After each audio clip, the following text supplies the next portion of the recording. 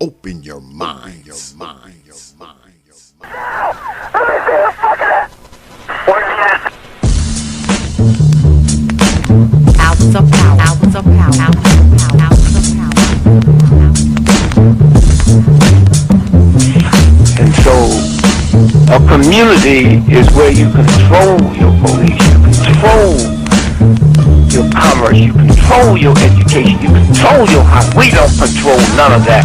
We live in a hood. Huh? Well, what about the Negroes that get out? Oh, well, see, my cousin, they say he's a multi-millionaire, almost at $1 billion. Three PhDs, working on 2 more. Driving down the street in Chicago in his Rolls Royce, enjoying himself, and he hear these sirens and look through the mirror and see this cop car flashing lights. He squeezed the steering wheel, man. Heart beats fast. Because he knows the price of a Negro, what it could be. And then when that cop car passed him by, he said, thank God he wasn't after you in the first place, Paul. That Negro thing you can't get away from. It's universal. They wasn't coming after you. With all your millions, with your Rolls Royce, with your PhD, didn't help. That's the hood. Huh? Why do you think you never pick up a paper till you leave over and over and see white families? You think it's thousands of black cops in America. Why don't you see white families crying as black cops got my loved one 40 times in the back of the head? Why do you think black cops are better? You think they're more spiritual? Think they're better? No! They got enough sense to know that white folks ain't gonna tolerate it. And I will stop in our neighborhood when we decide we will not tolerate it. Now, if we was organized, which is hard to organize people who are just gonna run crazy and you don't know you're crazy.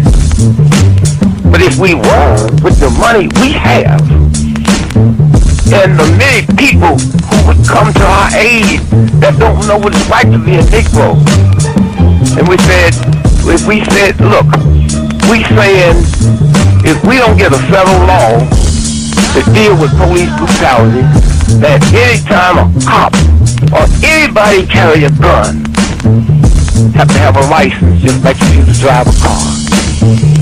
And if you use it wrongly, you'll lose your license. And if it's upheld, you can never work again as a cop or a store guard or a private detective. How do you get Congress to push that through? Well, you take your economic power and you call on your friends, black, white, young and old, and say, this coming Christmas, if we don't have a federal law to outlaw police brutality by law, then we call them for a nationwide boycott of Christmas and it'll start on Thanksgiving. Well, let me tell you what that means. 79% of all retail in America happens between Thanksgiving and Christmas. People stay in business all year, lose money just for Christmas, huh? Well, what happens now? Sac Fifth Avenue, Toys R Us, Sears and Roebuck, Westinghouse.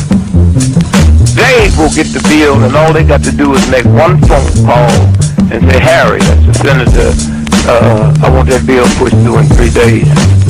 Okay, it's an economic thing. It's that simple. But we have the power, but the system has wiped us out so bad. Hours of power. Hours of power. Hours of power. San Antonio, Lincoln 6. Go ahead. Clear suspect, you have 10-4. That's 10-4. The officer's code 4. We have one suspect that's been shot. Open your mind. Your mind. Your mind. Your mind. And we are back. Peace, folks, and welcome back to another edition of the Proper Thought series right here on the old T.P.O.T. YouTube page. I'm your host, X, of course, but you knew that already. That's why your black asses are here. Tonight, special guest tonight, Brother Zero is in the house, and y'all see the title. We are talking about the zero sum with Brother Zero. who is here already, but y'all know I always start the show off with thanking you good folks for what you do. Because I understand completely that you don't have to watch these damn videos, you don't have to show up to these streams, and you definitely don't have to drop your hard-earned pennies, nickels, dimes, quarters, and 50-cent pieces. But you good folks, you choose to do so. You choose to do it, man. I want y'all to know, man, that I don't take y'all lightly. I never have, and I never will. I appreciate the subscriptions. I got a few people who subscribe tonight. I appreciate you, good brothers. I appreciate the views, shares, the likes, all of that. And I definitely appreciate your hard-earned coins that you drop on this platform. And I just want y'all to know, man, that I'm thankful. I'm grateful. I'm humbled. I'm honored. I'm appreciative and all of that. All right. And I want y'all to know, man, that I thank you, good folks. All right. All right. Yeah, I know it's been a couple weeks since we threw down, y'all, but y'all been following me long enough. Y'all know, man, once it get hot, get like spring, summer, I'll be working like a slave, y'all. And it's hard to come in and do YouTube afterwards, but I'm working on it. I'm trying to loosen up my schedule a little bit so I can do my YouTube stuff, but it hasn't been easy. The business has ramped up quite a bit. And it's been tough for me and my guys, man. It's been tough. So, you know, a lot of times I don't get in here till like 10 after 9. And, you know, on those days, man, I just be like, you know, fuck everybody. You know, pretty honest. You know, I get up in here, get my black ass in the shower and throw something in my face, smoke a good cigar, and then that's all you're going to hear till tomorrow. But we here tonight, and Brother Zero is here, so let me bring in my folk. Brother Zero. Hey, what's up? What's good with it, man? What's good with it? The reason why I wanted to do this tonight, as far as you're concerned, you've been on T.P.O.T before. So I was listening to you. I'm trying to remember who damn stream it was on, man. And I was listening to you, and you were breaking down the whole thing of what the purpose was, you know, as far as, you know, this circle of influence, it goes on YouTube, et cetera, et cetera. And you were breaking it down, and you were saying that the end goals, I know I can't quote you verbatim, but you were pretty much saying that the end goals they get kind of dicey because they kind of change, you know, like the season. So you just go into it, because I can't repeat it verbatim, but that's kind of what made me want to get you up here tonight, because you have an interesting take on things. So, brother, go ahead and pull the trigger. Do you mean like the history of the manosphere, or like what the purpose of, or? Yes. You were speaking to the purpose of it. You were Well, speaking to yeah, the purpose of it. that went to the whole history of it. That the history of it was the purpose of it. Because I know a lot of I'll often repeat the history of a lot of things that I talk about, and I repeat the history often of how the manosphere started. It's not really that difficult to go back in time on the internet and look at how everything happened, because it's all recorded. But the biggest problem is that there's far more voices now with their own history and their own interpretation on how things happen and what things are about. And at this point, it's difficult to overcome that, because everybody's kind of doing it in service of the bag. So that's pretty much the biggest problem. So I mean, if I were to repeat it again and kind of summarize, so you know, it was a long. I mean, it's been decades. So you had a bunch of people come together from all walks of life. I mean, notice the professionals and stuff are in the space now, doctors, lawyers, a bunch of PhDs in different areas and stuff. and they're all contributing. But back in the day, it was this way. However, because it wasn't as visual as it is, people were basically typing out everything. People be typing out entire, PhD level essays, just having arguments and stuff. A lot, if you go back in time, a lot of it was people were actually getting their degrees based on conversations they were having here, because they were able to come up with like an original. Because in order to get a doctorate, you have to actually write an original paper. What you write has to be original in order to get your doctorate. Just like how even in IT, you have to do something original to get your doctorate. Like that guy, his name was Bunny. He basically hacked the Xbox and found out a bunch of stuff about it and wrote about it, and that's how he got his PhD, because no one had ever did it.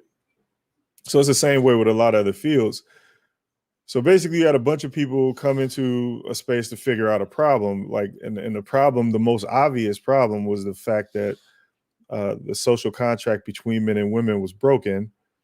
And then you have to ask why. And then the why was finding out, what was causing the break. So everybody kind of consensusly agreed on through education and research and history that it was the welfare state, and it was growing. And it was like, okay, well, how did it get this big? So you had to go back even further in time and figure out how it got this big. And it got this big because of pretty much one thing, which was feminism, which basically took off as far as like effectiveness when women got to vote. And that's when they started amassing real power, not just talking about things. And then you look at all the reasons behind these types of things, how movements start. What was civil rights about? It was about legal power. You can talk all day, but if you don't have any legal power, it doesn't matter. So, and you look at other groups, how they amass powers, it's really all about legal power. So this was no different. So once the manosphere figured that out, it was like, okay, well, how do you solve that?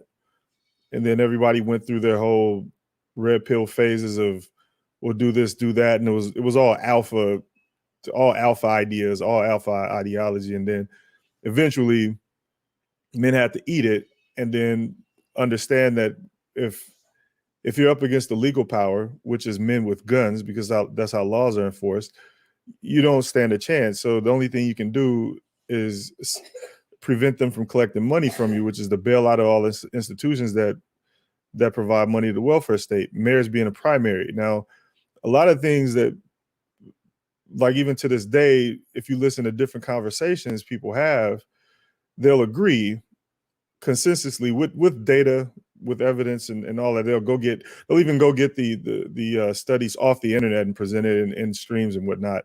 And they'll agree on things like, well, this is what caused the downfall of society, or if you want to blackify it, this is what broke up the black family, welfare. This is what did this. This is what did that. We can point directly to it.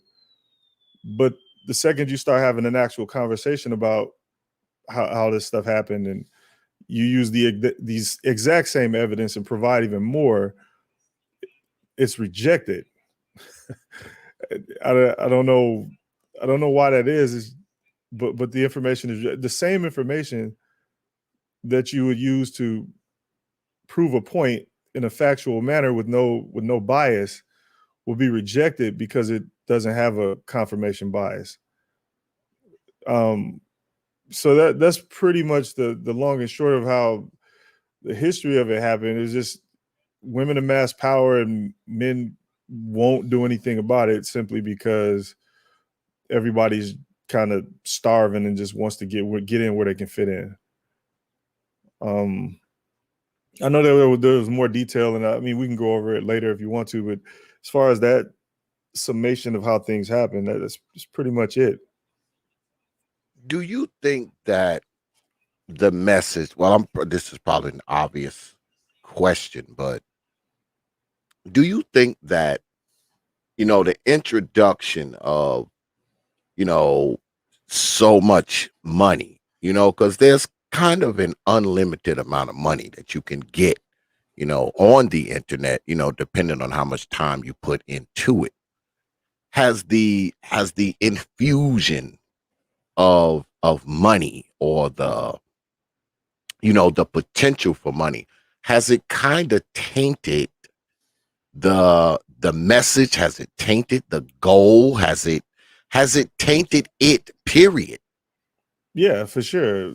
It's also a combination of things. It's not just the money. It's a lot of it is fame, cool factor. Like, I don't want to self promote, but I did a stream early last year. It was called Cool Table. Like, basically, I was talking about how you got like archetypes, right, from high school. You've seen the people that couldn't sit at the cool table with you. Everybody, sitting at the table back when I was growing up, we like beat on a table, make beats and rap, and then roast each other and all the other shit.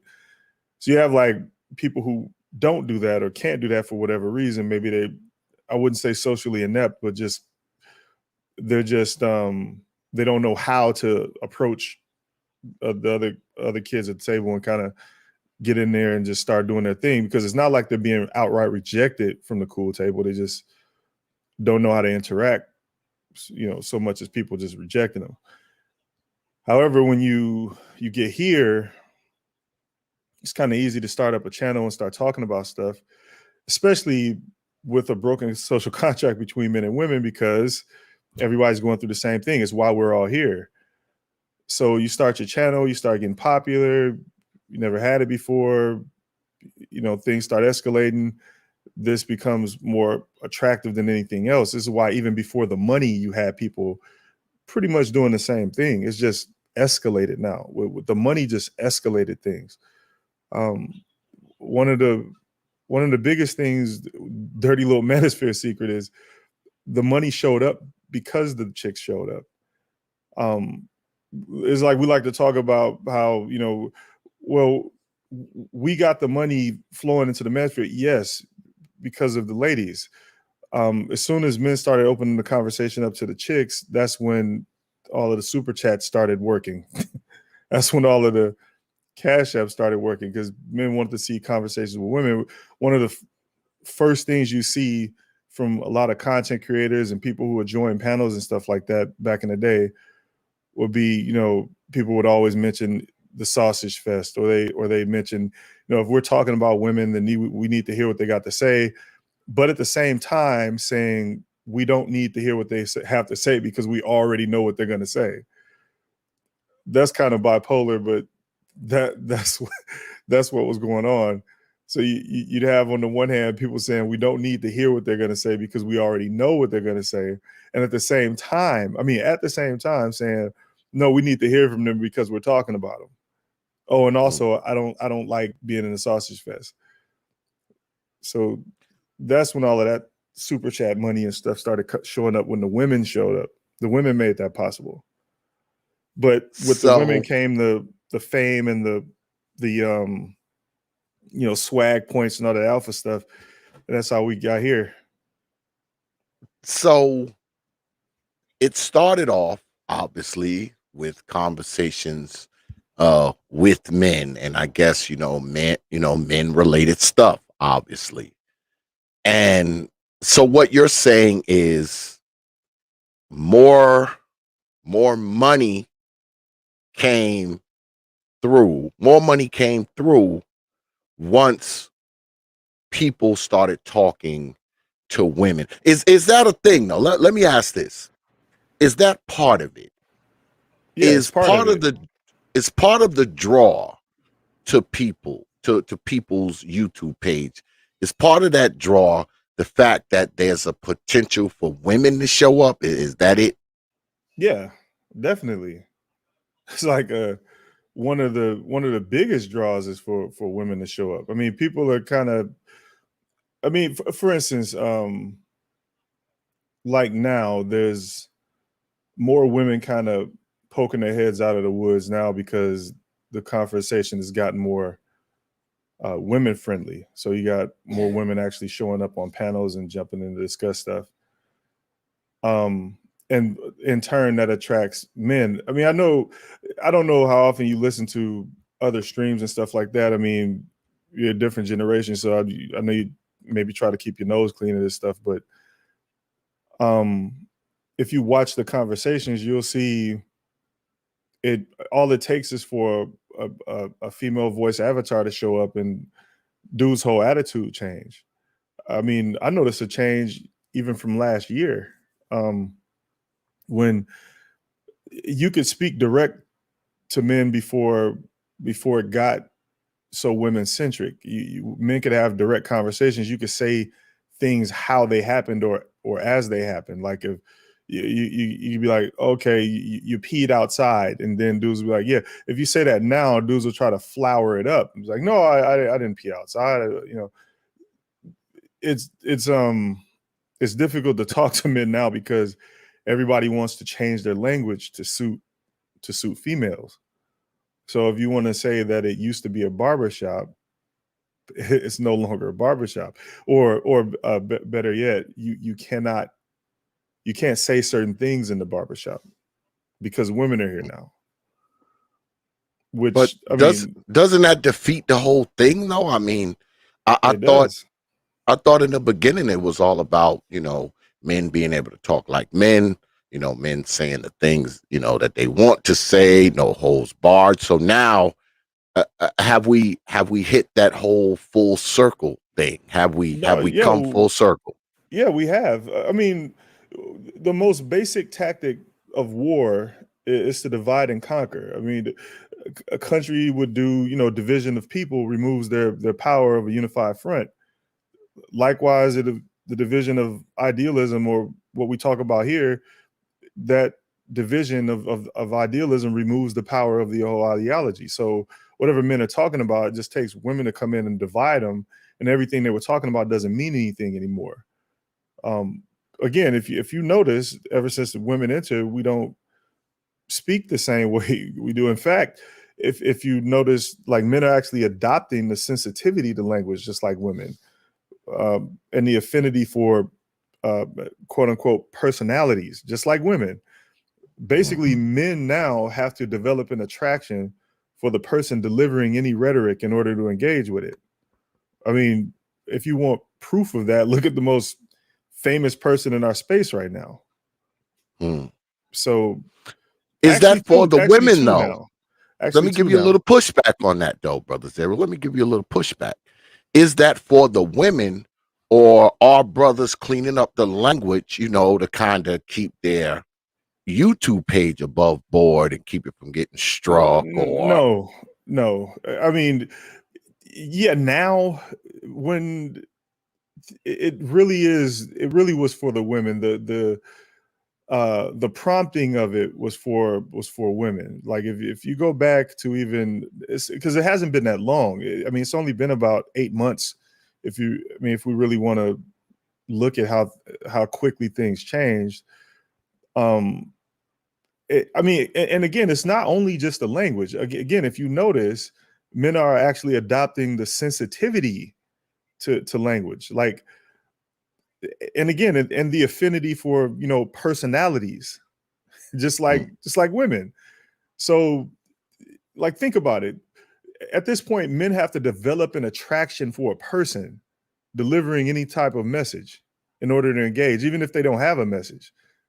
Just be charismatic enough. This is why, like now, if, like, for instance, look at history. Like, if whenever there's objection to unfairness and stuff like that, in the beginnings, you have to basically do things in silence. You have to move in silence. You don't have a choice. You get your head cut off. Happened during every regime in history. So you have to basically remain anonymous until you can get people to see what an issue is, see how to solve it. And once enough people get on board with the solution, then you can come out, so to speak. A perfect example of this is the LGBT movement. A lot of the coming out used to be an event, and it was only after they got what they wanted. It was only after they got power. But before that, coming out was a big deal. It was treated as sacred. If you outed someone before they, wanted it, they spaz out, and so having to fight anything, you have to be able to have a clear message, and your message can't be mitigated by language. It can't, or else the second you start trying to dress your language up or dress up your message in a suit, that's not a shot. So like you're trying to, once you start trying to put flowers on your words, your message becomes diluted, and everything that you say, someone else can argue the same way. Is why I don't like conversations. This is why I don't like magical conversations. I do understand the need for people to have a more nuanced conversation about some things, and that's important. But the problem with that is when you start to put flowers on words, you mitigate everything you're saying. People interpret what you're saying instead of comprehending or understanding what you're saying. And the next thing you know, you can say the wrong thing, which doesn't make any sense. Well, on this YouTube thing, and I haven't been here forever, but I've been here, for quite some time. I've been around this stuff for at least 6 years or so. And one thing I've noticed that it has changed. Many people on here have changed. I mean, can be accused of that myself even. So I'll say we. Many of us have changed a bit. So you're not chalking it all up to evolution of brothers' pages. Do you think it's more indicative of the women coming in, the money coming in, the message that's being put out there for well, let me rephrase. I know I do this a lot, but let me rephrase this. Do you think that the messages that started out being for men, are they now being geared more towards women to attract the women in? Is that what's going on here? Yeah, pretty much. Yeah. I mean, yes, it's exactly that. So it's because it's more than just the money. Like the money is there. People are going to go for the money. The money severely corrupts things, of course. Outside of that, a lot of men want to engage with women in a significant way. So yes, the money's there, and we like to talk about it, but it's really men wanting to engage with women in a significant way, and it doesn't have to be significant in the way of importance. It just needs to be significant in the fact that they're talking to them. That's pretty much the thing. So, but again, what that does is it kills a message. Like it will definitely kill a message, because you're engaging with people that by default are against your message. They don't care. Also, they have more power than you. So currently we're like at the precipice of an old adage regarding insanity. You know, how you keep doing the same thing over and over, expecting a different result.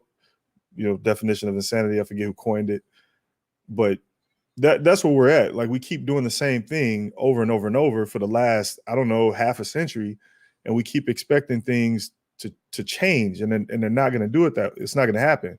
So we have rhetoric, and that rhetoric has no action. It's empty. In fact, it's worse than empty, because it doesn't even provide the therapy that people default to saying it is. Like, even therapy requires processing, resolution, and action, which is why there's even steps for grieving. Like, what is it, like the 12 steps of grieving or the 7 steps of grieving?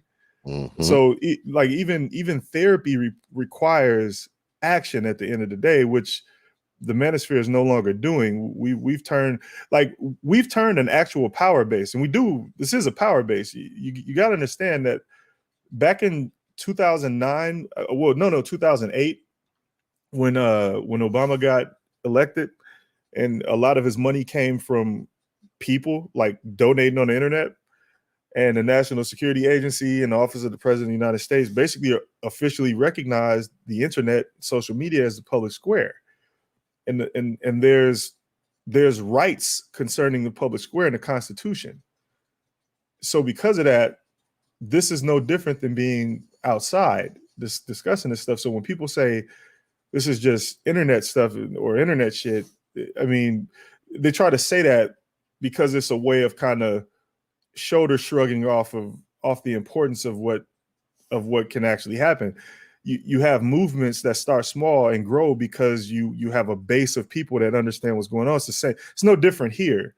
And we've turned that power base into the equivalent of a toddler's playroom because women showed up. Mm. It's frustrating. So that would obviously defeats the whole purpose of the whole thing. But have people brought? Would you say people have brought and or invited the women into the space, or have they somewhat infiltrated? It's both. The infiltration was by women that, you know, they either wanted to be involved, wanted attention, whatever have you. It doesn't matter. They got here how they got here. However, when men are having these conversations with each other, the only thing that mattered was the merit of what they were saying. So nothing else mattered but the merit of what you were saying. As soon as men hear a female voice, merit goes out the window. So if I were to widen it from just being about Black manosphere stuff, so in the white manosphere, when women would come over there, or manosphere in general, I'm going to stop referring to it as white because it's not. There's a bunch of Black people over there. So when women would come in back in the day, if their argument had no merit, they would just be ignored. They'd have the chance to speak and all of that. If their arguments held no weight as far as like evidence, proof, logic, whatever, they would just be ignored after that. No one would care what they had to say because their arguments held no merit. No one cared about them being a female at all. In fact, it just put more weight on the arguments that men had. So people would just ignore them. So, but now, like, one of the craziest things I've seen or noticed is that the fact that the manosphere is actually getting what it wants. The women are here like they want it.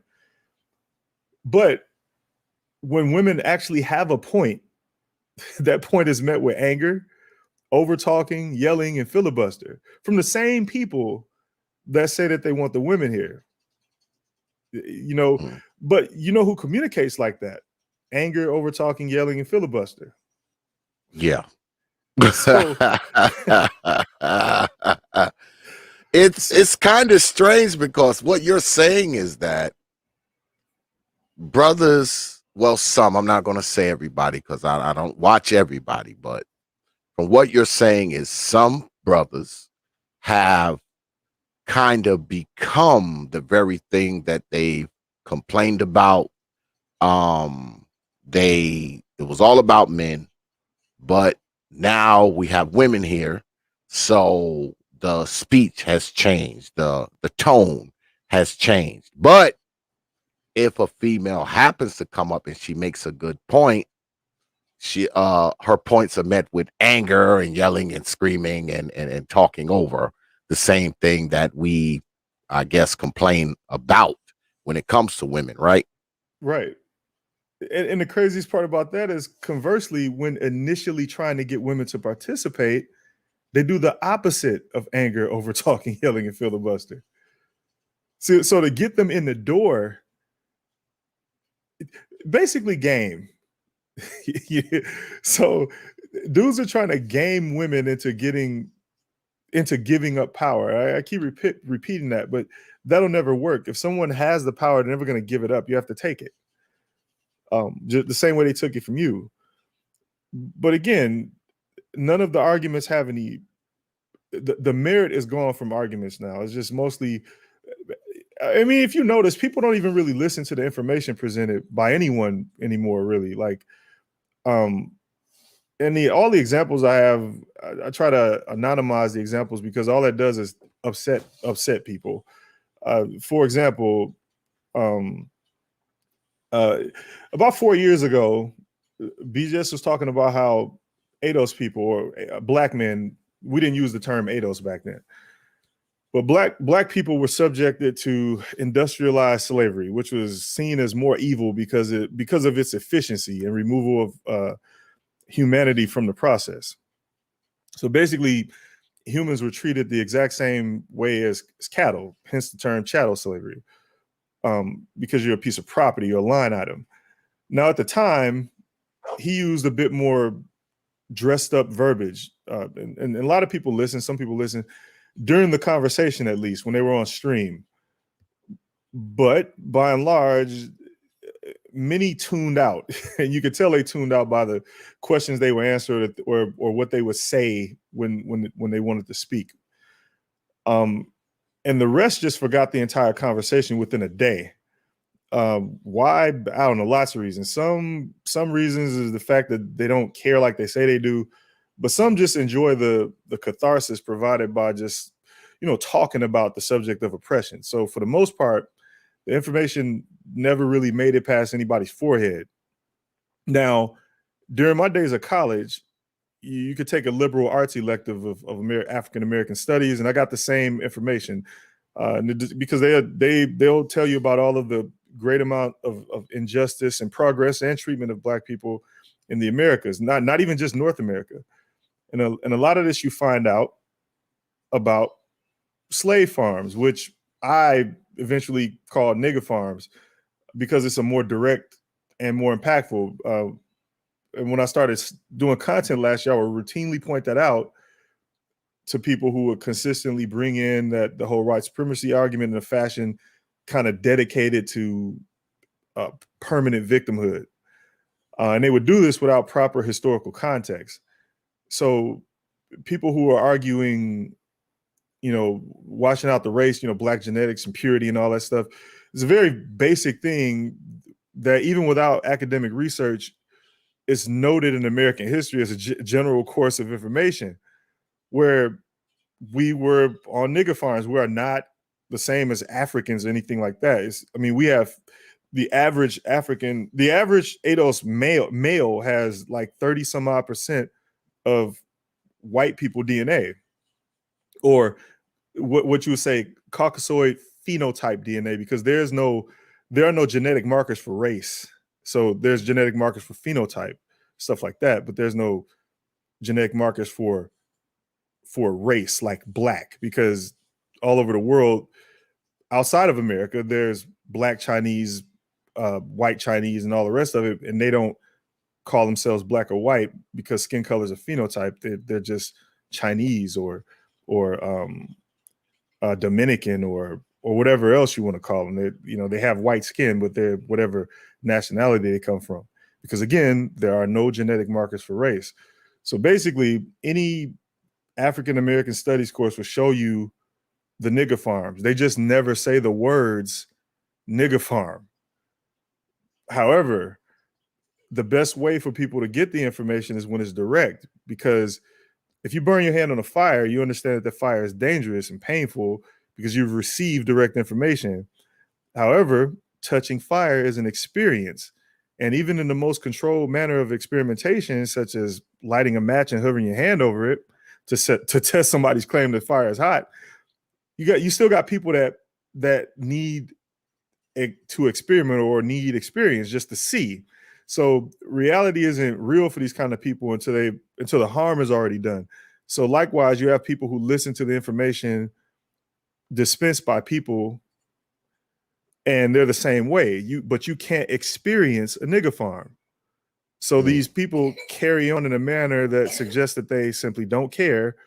But at the same time, the other experiences, like slavery in its totality, that they also never experience, is personalized and internalized, and in turn shapes their character and their personality.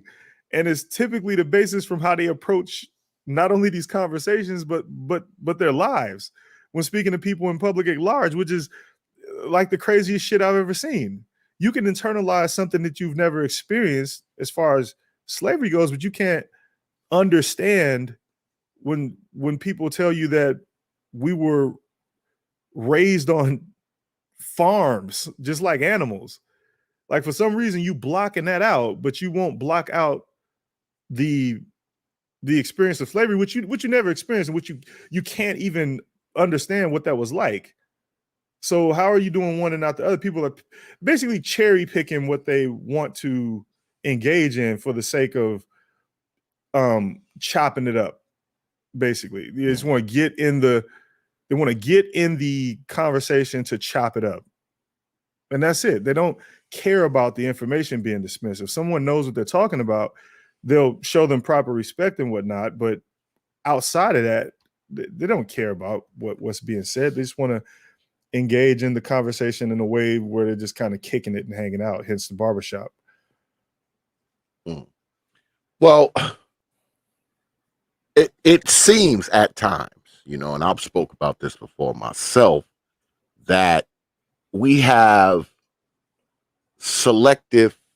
we have a selective history which we choose. We like you say, we kind of cherry pick the parts of history that we want to discuss, and we kind of jump over everything else or leapfrog over it, as brother David Carroll says. We leapfrog over the stuff we don't like. And that's kind of what it is, when it comes to media. When you're talking about black folks, I mean, we don't like discussing things that really happened. And if we do discuss what really happened, or if you or I discuss it, we have to say it a certain way. It's all about delivery. It's all about, PC in the language, as you referred to earlier. And that's always been a thing that people always spoke about, because we get on here and we talk the talk, right?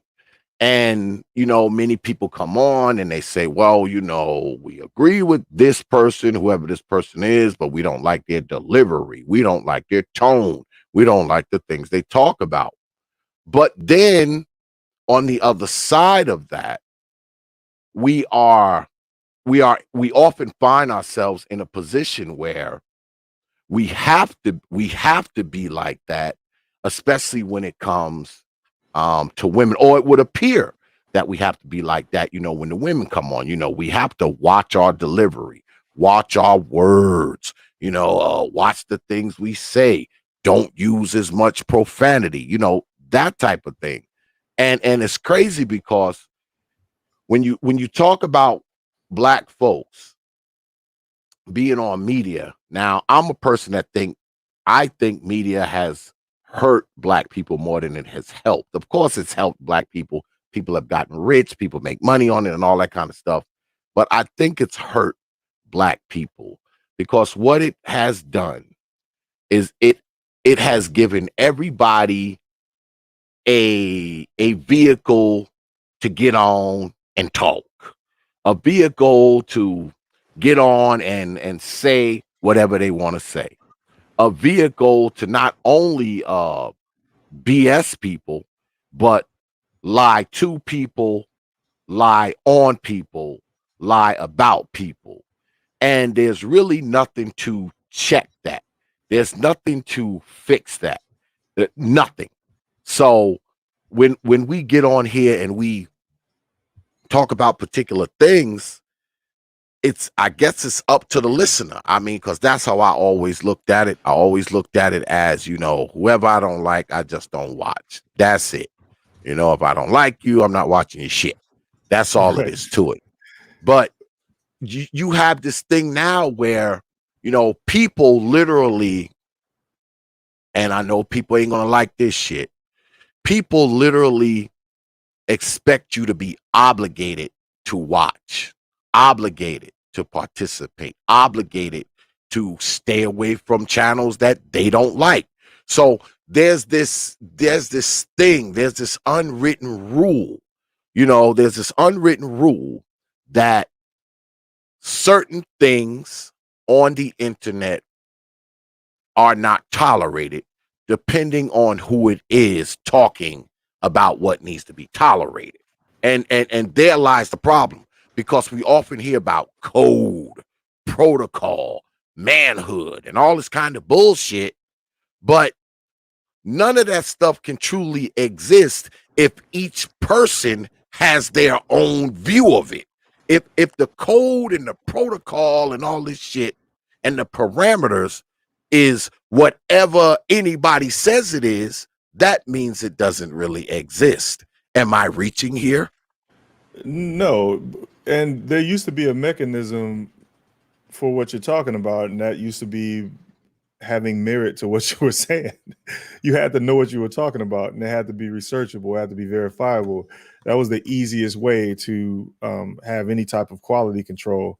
Outside of that, everything else took care of itself. If someone didn't know what the fuck they were talking about, no one would listen to them based on that. Now that we have the entertainment era, and because the women are here, it's no longer about merit at all, like at all. People now start channels for the sole purpose of sub acquisition, cash apps, and hopefully, some of my subs will start emailing me so I can fly them out. Like, that's pretty much the normal course of action now. Like, no one, like, the information is kind of it's just a catalyst to, if you know what you're talking about to a degree, you can skate by, get some respect, and then from there the rest kind of takes care of itself if you're charismatic enough. You just kind of let the history of the space kind of carry you. You come in with an agenda, and you tell people that agenda is this and that, and then people, oh yeah, this guy, and then you start your channel, and then as soon as you start to get a little somewhere, your ego takes over. I mean, it's happened multiple times, so I'm not saying anything to anyone particular, because this has happened multiple times to multiple people. Once the ego starts to take over, you start to, you kind of just get consumed with whatever power you think you have, and then from there it's kind of all rolls downhill. Yeah, I mean, because I watch a lot of brothers, right? I watch quite a few brothers when I can, and I think more than anything else, there's a lack of respect amongst certain folks. I know myself, speaking anecdotally, I always try to give brothers at least a baseline of respect, even brothers that I disagree with, but I'm just an old Negro, that's just kind of how I do my thing. I try to have respect for all brothers, no matter what, whether I disagree with them, I agree with them, good, bad, or indifferent, whatever they're talking about. I try to respect the brother's opinion, man, and their point of view. But what I think often happens, on media, there's this invisible line that a lot of people just cannot see, so they just don't have any problem crossing it. They don't see it, so they just freaking cross it whenever they want. It doesn't matter, especially if they disagree with you. If you're not allowed to disagree with people on media most of the time, you're really not. All right. Disagreeing with somebody is like high treason, on media most of the time.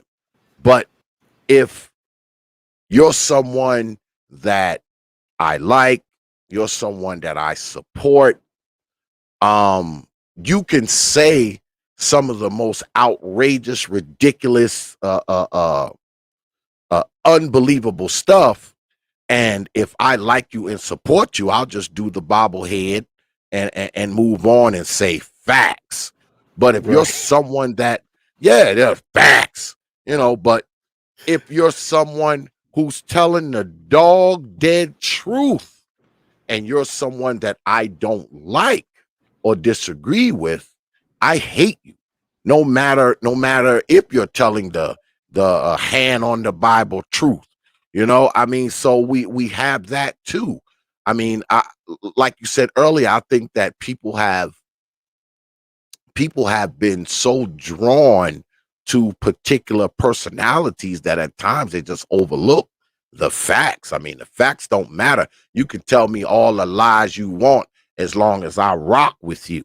Now, once I stop rocking with you, you can tell me all the truth you want, and I still don't give a shit.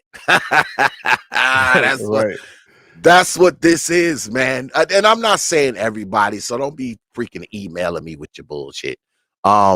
But you know, everybody knows what I'm talking about because this isn't a new conversation. We've had these conversations before on many other channels besides mine. So, I mean, this isn't new, nor is it news. But I do believe this. I do believe the space is changing. I do believe the circle of influence is changing. Now, I don't know if I can say if it's changing for the good, the bad, or the ugly at this point. It has enough time hasn't elapsed, but it is changing, and I'm somewhat interested in seeing where it's going to go. So let me ask you this: Do you think that there is a real possibility of the messages spoken here? Is there a possibility of these messages going, quote unquote, you know, mainstream? Yeah. Yeah, of course. Um, okay, but if we look at it that way, what's going on out in public right now, as far as just mainstream politics, because that's pretty much what we're discussing every day. Um, it's not enough. As far as so the message, right? And I'm trying to not be incendiary. So the message is basically about women, pretty much. I mean, the social contract between men and women, it's really about women, because men didn't break the contract. Women did. So the first thing that happens is what they always do. They just start labeling you a woman hate group. That's the first thing that happens. So if there is a message, that message will get drowned out, or they'll try to drown it out by just throwing a bunch of hateful terms at you. I have not seen anyone escape this without a unified front. I haven't. I've yet to see that happen. So Mm, yeah, the message can go mainstream, but if it does, who do you think they're going to pick out of here to talk about it? mm, They have a lot of people. They all they're going to do is log on to YouTube, go into Manosphere area, and just have their team listen to a bunch of streams and pick the worst people they possibly can. They're going to pick the people that they know that don't know what they're talking about. It's the first thing they're going to do. yeah. Um. Now we're all aware of the rise of Brother Samuels, and I don't, I'm familiar with Brother Samuels. Everyone knows that. Just like Brother Samuels used to be on other people's streams, he used to be on mine too. You go back in my catalog, you'll see Brother Samuels on my channel at least 15 times.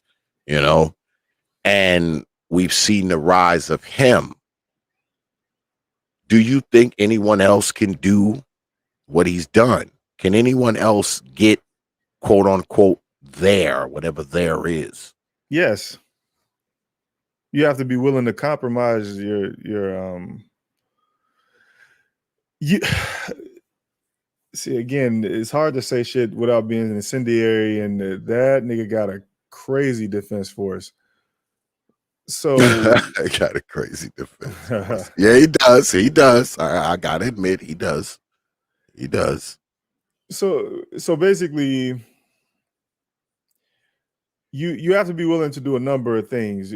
I mean, basically fake it till you make it. Okay, I'll put it this way. I'll be more concrete with what I'm saying.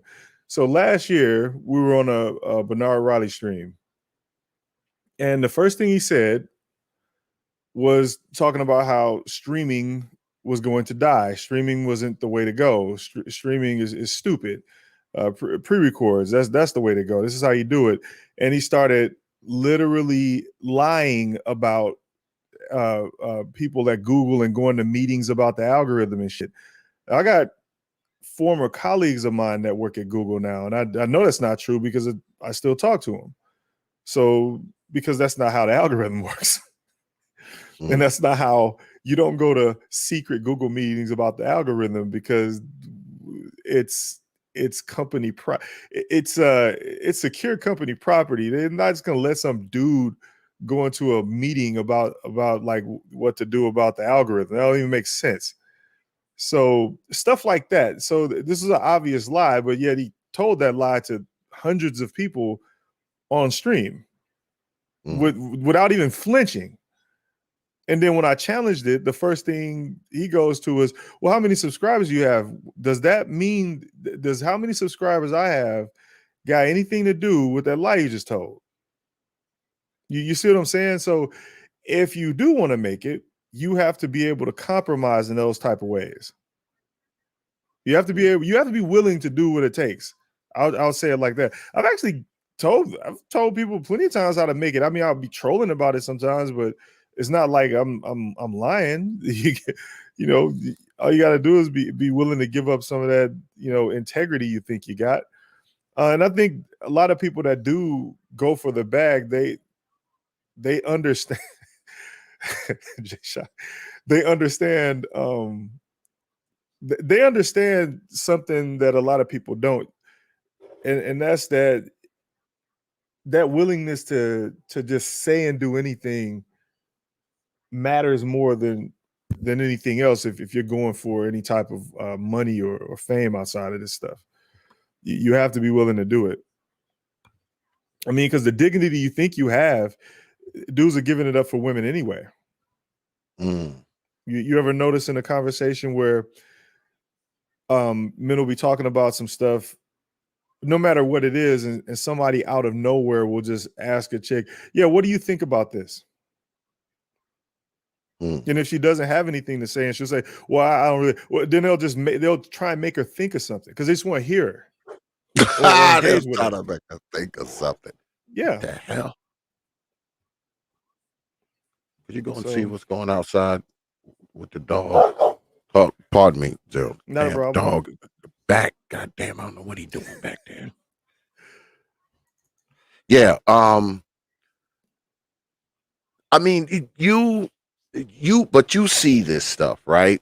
And it's bigger than, I guess that's bigger than any one person, right? It's bigger than any one person. It's part of the system, right?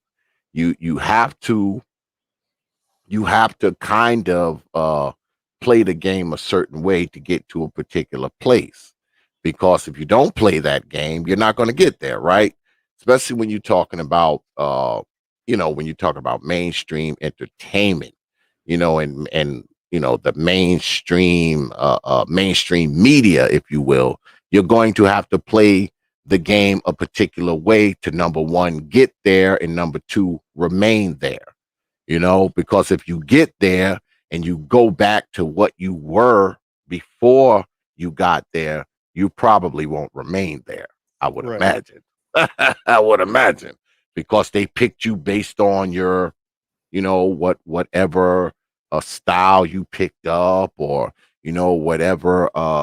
whatever niche you fall into, or whatever description they can use to describe you. That's why they allowed you to enter. So when you see this stuff, though, I mean, how can a person stay true to what they're talking about on media and YouTube? How can they stay true to what they're talking about and still get, quote unquote, there? Or is that even possible? a lot of it has to do with just being financially independent. I mean, this will be completely honest with you. It's like if you're financially independent, you can say and do whatever you want. But one of the biggest barriers to like any societal stuff is even if you're financially independent, not everyone is. So your message isn't going to go over well to people who don't have it like that. So a lot of times it kind of comes down to you're compromising because you're trying to reach people, but then you compromise further because the people that you are reaching, you know, the people that you are reaching are in a compromised position. So then your message is compromised even further. So it kind of it makes things seems like it's important, but it's not, because you always see groups kind of form and become what they are. The only difference in this case is that uh I guess this is a unique problem, and this problem has happened multiple times throughout history. So and the problem has never been defeated. So it the compromise on this is the fact that men don't want to disadvantage themselves when it comes to sex. Mm. So anything going against that is going to be a problem. So it doesn't matter who you're trying to reach. The second that there's some type of disadvantage to be had with sex, your message might be rejected, or they'll listen, but they'll kind of be like, well, that's you, not me. Mm. So you kind of, and again, this has happened multiple times throughout history. Every single time a society reaches its zenith, it falls down because of men being starved out of sex for whatever reason, and then we're done and we start over again. So I mean, Is oh is no, go that for what it. it's all? Is that what it's all about, though, brother Zero? Like, I mean, have we come to a point as men, as black men, that we are so carnal that everything is surrounded by sex and our dealings with women and what women do? And I mean, is that what it's come down to in 2021? Yeah. Okay. He Okay. said, "Yeah." Go ahead. On the surface, I'll simplify for the sake of conversational scope. Okay. Now, underneath that simplification, my reasons are concrete. I can point exactly to what, where, when. For example, if you want to simplify something important, um, look at the history of feminism. That's all you got to do. It's really easy to look at when things went wrong. Like the first thing you want to look at is what is the power. So what is their power?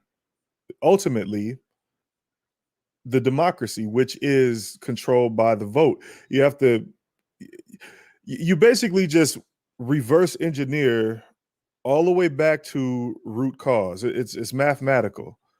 Um, and if you were to abstract it, you would say, what if your premise is to solve a problem objectively?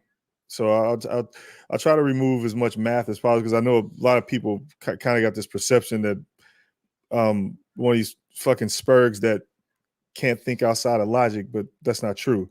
So if you were to solve a problem objectively and strip the emotion out of it, and do it from the perspective wider than, I don't know, horse blinders.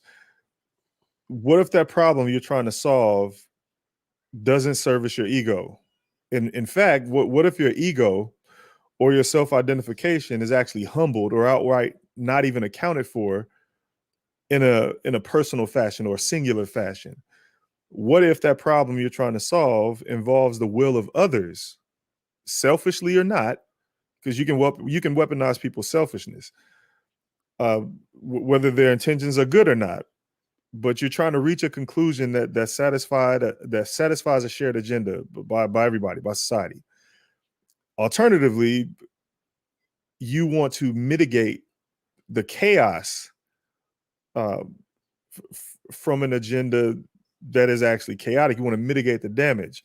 So you all you people have to have a shared agenda. For example, survival being one of these things that you can point to. Everybody has a shared will to live. Mm-hmm. There's other shared agendas, but if we start there, this is an example of how to abstract a problem. But then if I were to be more logical about it, you would say, okay, what's the problem? And you go back in time and you understand that it is feminism. And the reason why it is because the only thing you have to do is look at the legal institution. The law runs the United States. We have three branches of government. We have legal, legislative, judicial, and legislative, judicial, and executive. So between those three check each other. So executive executes the laws, execute executive. Judicial, they interpret the laws, judgment, and legislative, they write the laws. All of these branches involve politicians, people who need votes to keep their jobs for the most part, or appointees. What does politics majorly run on? Money. How do they gather their money? Uh, Politicians themselves don't particularly do lobbying, because lobbying is where you spend money to get things done, and politicians aren't the one. Politicians represent people. The people actually are the ones giving the money. So a lot of times the money comes from institutions that are designed to basically help people, and that money is given to those institutions by people. I'm being a bit detailed because I kind of have to be. The thing is, women weaponized a biological advantage, which is sex, in order to get all of the money that would otherwise go to institutions. A primary point a finger to thing would be affirmative action or Black Lives Matter, or pretty much anything that goes towards helping people. Women take that, and then they use that money to accumulate. They use that money to buy laws. They buy laws that are written up by legal institutions such as the Southern Poverty Law Center. They write these laws, and then they have whoever is in power execute those laws, because their laws depend on a vote. And then the laws are interpreted by the judicial branch, which is also at the foot of them. This is why the family court is its own power. The thing is, like everything that I'm saying, you can actually go and verify for yourself and see what the family court is, what its powers are. You can see politicians that are beholden to a feminist agenda and stuff like that. So once you start seeing the concrete evidence of things, then you can see like the bigger picture of how all of this stuff works. And then you have a concrete understanding of why of why and how things work, and why and how the problem, why, how, and what the problem is. And then you have to basically go, okay, well, if I'm up against such a monster, how do I defeat it? Well, how do they get the money? Primarily, like for instance, there was a few streams last week where we were talking about how marriage is still the biggest payment system for women in the United States. Still, like to this day, marriage is the primary mode of how they generate income. That institution needs to be starved of money, not for the sake of not for the downfall of society, because again, there's literally thousands of examples of people getting married outside of state sanction, but people ignore that in favor of, well, if I don't have this contract that can kill me, then it's not real. Those type of things are what keeps the problem from being solved, because of people's emotional attachment to things that actually can hurt them. So again, so not to be long-winded, but you get what I'm saying. So you see a bunch of proof and evidence surrounding an issue. There are alternatives that actually work, but those alternatives are dismissed for being they're dismissed because people's emotional attachment tells them that this is not real or not working, even though you have examples even in America. And I tell people about these examples all the time. For instance, down in St. Charles, Minnesota, Apple Valley, Minnesota, St. Cloud, what is it? El Cajon, El Cajon, California. Lots of different places where people actually get married. They just don't sign the contract, and they've been having marriages that have been 20, 30, 40 years because they're just stripping the power from the woman in order to keep the family together because they understand how important that is. However, we've been conditioned and trained to disregard all of that in favor of basically being a feminist by proxy. And because of that, we keep enabling them to keep collecting money and keep getting stronger. And then we have no way out of it because the bottom line is if you don't have any legal protection or legal power, you don't have any power. And we like to say alpha shit like, well, we gave women power. No, we didn't. They took it. We didn't give them anything. They just weaponized the biological advantage and took the power. No one gives anyone power. We if we want to say we gave it to them because we were under threat of not getting any, because think about it. When civil rights was, because you understand civil rights, women rode feminism in on the back of civil rights, on the backs of black men. And they did the same thing they're doing with Black Lives Matter. If you go to any Black Lives Matter rally, and I talk about this on my stream sometimes, where you could go to a Black Lives Matter rally and you know what will happen? There's a bunch of white girls, mixed girls, Asians, all of them down there just throwing sex at black dudes to get them on the team. That's all they do. You go to a Black Lives Matter rally, it's like Woodstock without the drugs. Well, they probably do have the drugs, but you go there and it's basically a party. That's what it is. You go there, you show up, and there's a bunch of chicks throwing guilt sex at you. Guilt sex. Yeah. So this is no different than what happened in the civil rights era when black men were trying to get their civil rights and just be considered humans. And then the women showed up like, wait a minute, us too. And then, but still, I mean, at the same time, men understood that no, we still have to keep our society together by having babies and families. So no, you're not, on the same level. And then women were like, well, we're just going to keep throwing, we're going to throw some sex at you and, until we get our way.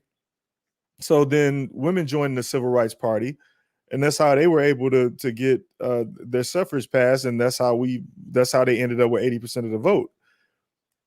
Because, as a demographic, they're already half, and then they have 30% of men. So they have that power enables them to vote themselves a lot of money. And then that money in turns allows them to buy a lot of laws. And those laws allow them to get away with a lot of double standards and fuck shit that we talk about here all the time. And no one's willing to starve it. So that's pretty much where we are.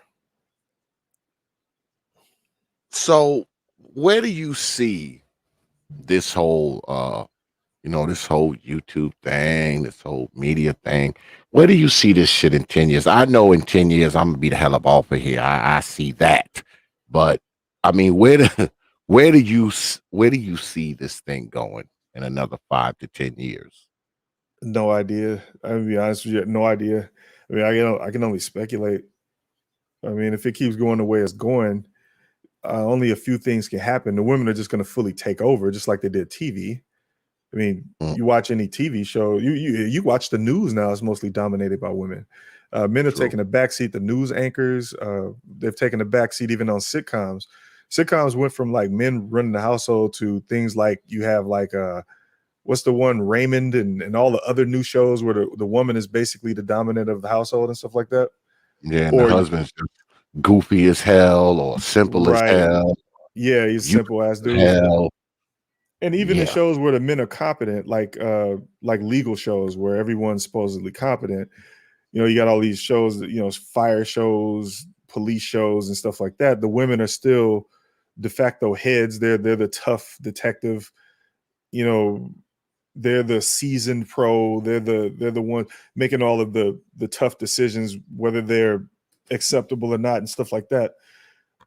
So, I mean, I can see it going the same way here, where eventually the women channels will be the most dominant in the space, because if we keep having conversations like them, I mean, why would women go to a replacement woman? Why would they go with an imitation woman when they can just go to the woman and get this and get the conversation? In fact, they'll get the conversation in a more palatable way where they can kind of all nod and agree and henpeck together. So why wouldn't they do that? So if I'm going to speculate, yeah, this space will end up pretty much run by chicks, and there'll just be a bunch of chick channels that are actually big. It won't be where it can only be one at a time for men. It'll be a bunch of women channels with lots of money coming in. It's kind of already happening. So Well, will they be talking about the same stuff though? Will they be talking about what the brothers talking about? I mean, probably no, not. they're gonna use your alpha against you. I mean, the same talking points we've debunked for years, they'll just bring those back in vogue, and then dudes will bend the knee. Like, for instance, you're only mad because you can't get your way. You can't get any sex. You're not this guy. You don't have enough. Blah blah blah. All of that stuff will make its way back into the mainstream. And even though those conversations have been thoroughly debunked over time, it won't matter, because once women are in control, they're just gonna say it. And then the men that agree, you already see it. Like when women are on panels and stuff, and they'll say something like that, and then the men will go, "Yeah, man, you don't, yeah, you see, she don't like you. You need to shut up right now." You But see, that's the thing though. Like, I mean, I've always had females on my channel. I mean, when I was in radio, all right, I had females on the production team. I had one or two females who are actually, part of my street team. And I went through about 3 or 4 different female co-hosts after a while. But I always had women kind of a part of my media stuff. And to this day, I mean, I don't mind the ladies coming on and and talking. You've seen my stuff. I've had females debate, female debates and the whole nine. I don't really have a problem with it. Oh, I don't either. Yeah, I've never had a problem with women being on my channel. But see, the women that come on my channel are a particular type, right? Some women you will never see on my shit ever. And I mean ever. But it's the same way with certain brothers. It's certain brothers that you've never seen on my shit ever, and you never will see them on my shit ever. So, I mean, it's pretty much the same way with me. I give anybody the benefit of the doubt, man. If a woman comes up on my channel, man, and she conducts herself, like a decent human being, I'm not gonna, jump on her for the simple fact that she happens to be a female. I don't believe in that. But what I do believe in is that, if females are in the company of men, all right, if females are in the company of men, guess what? They got to kind of, realize that they are in the company of men and quote unquote, kind of conduct themselves accordingly. I'm not going to let women come on my shit and create a screaming match. I'll just throw them the hell off if that's going to be the case. So I mean, I'll say again, I don't have a problem with women, coming on my channel, even though I haven't had any females up here in a while. But, if they come on and they, conduct themselves like adults, I don't have a problem with it. But far as like, the whole taking over aspect of it, because I know what you're saying.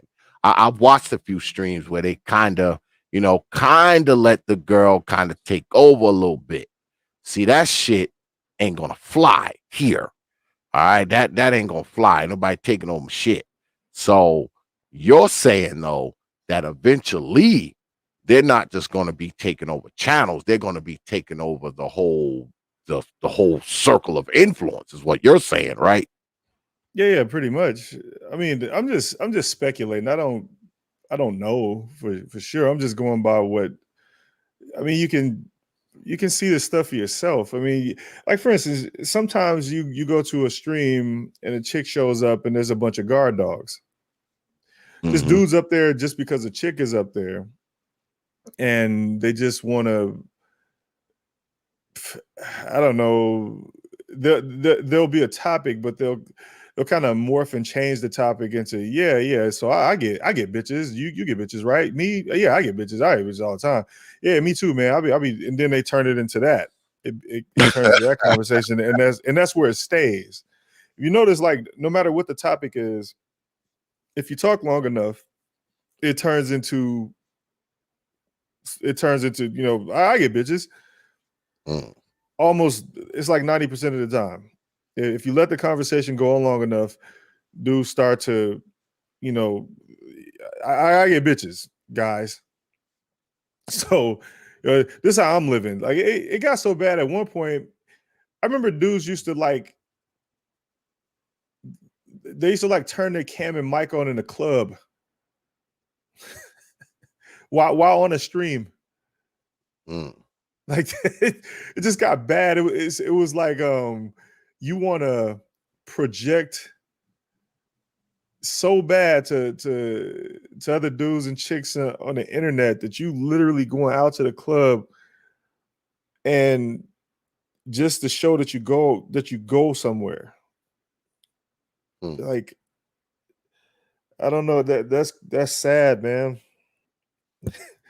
Well, doesn't media allow for that though? It allows people to not only have something to prove, but make up shit to prove. Just let me show you this. Let me show you my house. Let me show you my car. Let me show you my money.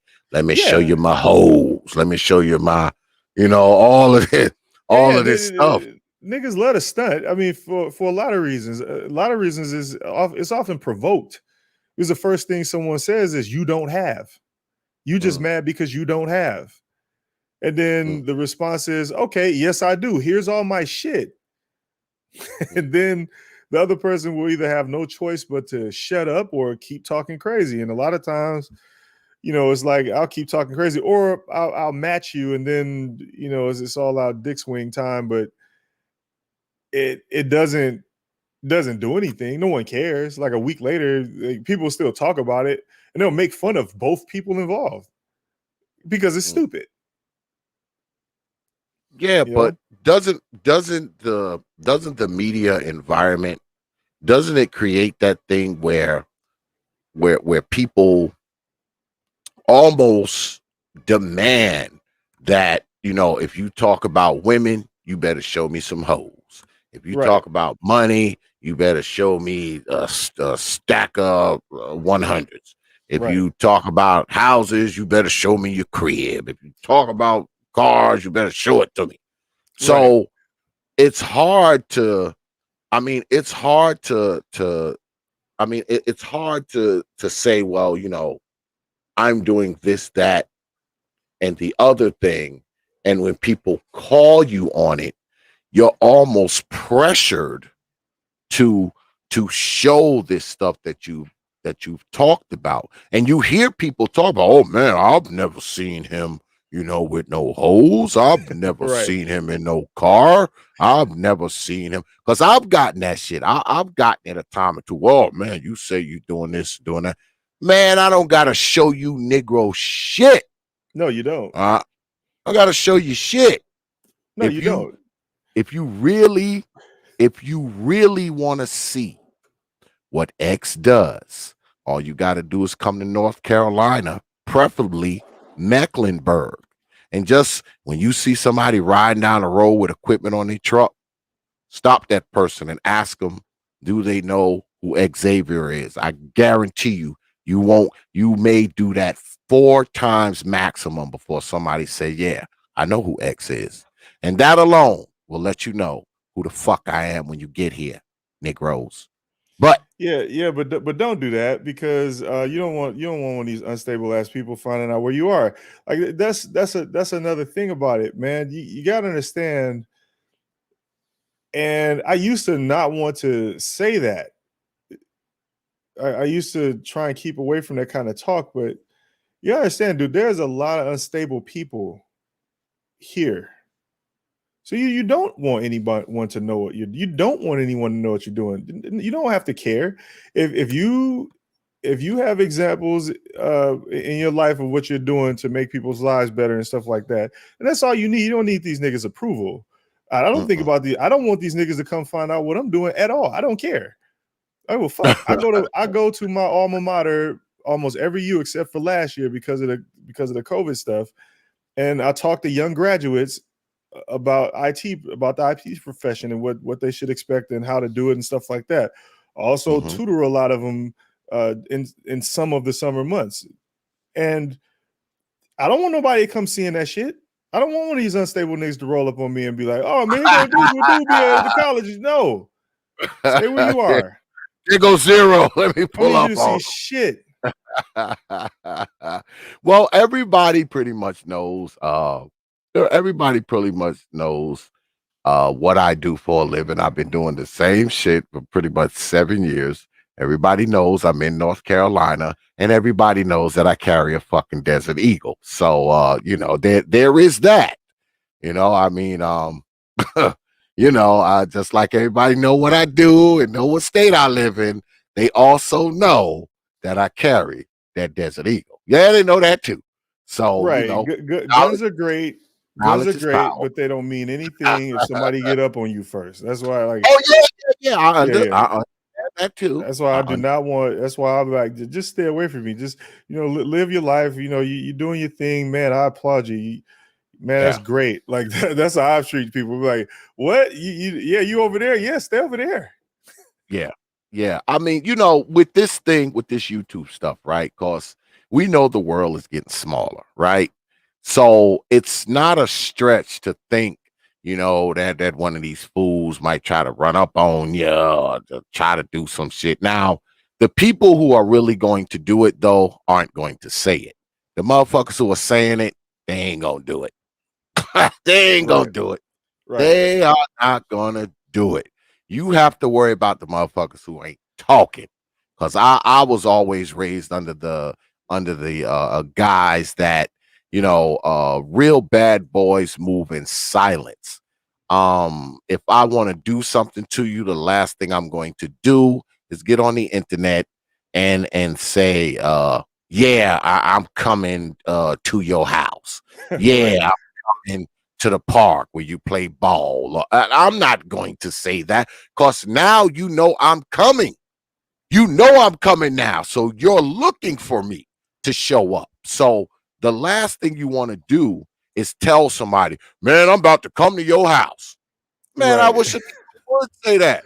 Okay, I'll be here and I'll be waiting on your black ass too. Yeah. That's the It's the names that you don't see in the chat that you got to worry about. yes, motherfuckers you don't see. That's who you got. You're exactly right. Those are the ones who you got to be wary of. But speaking of that, right? There's a lot of there's always been problems on the internet. This one hates this one hates that one. This one made 5 videos about this person. He made 5 videos back. Now, when it comes to that kind of stuff, I've always tried to stay away from that kind of shit, because number one, my ass too old. Number two, it doesn't accomplish anything. You know, you get up here and you talk shit and talk about, this person and their wife and their mama and their grandpappy and their dog. You do that for 2, 3 hours. And it's like, I guess it's something for the person who's doing the content. I guess there's something in it for them, they get to get it off the chest. I guess they feel better afterwards and all that kind of stuff. But what did it really accomplish though? Like, what did it really accomplish? Because I'm this way. If I'm going to be up here hooping and hollering and coughing and spitting and running out of breath, over you, I think that's energy wasted, because if you've got me that riled up, maybe I might just consider coming to see you. If you've got me that mad where I have to do all of that, where you pretty much taken me all the way out of my character, because you hear some people really getting out of their character on media Yeah. at times. So it's like, damn, if it's that bad, maybe you shouldn't be dealing with this on the internet. Maybe you and that person need to go somewhere and square off, or whatever the case may be, because people give me fever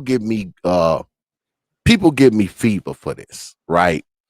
Because I say this a lot. I say, hey, look, man, YouTube is something that I do. It's not who I am. All right.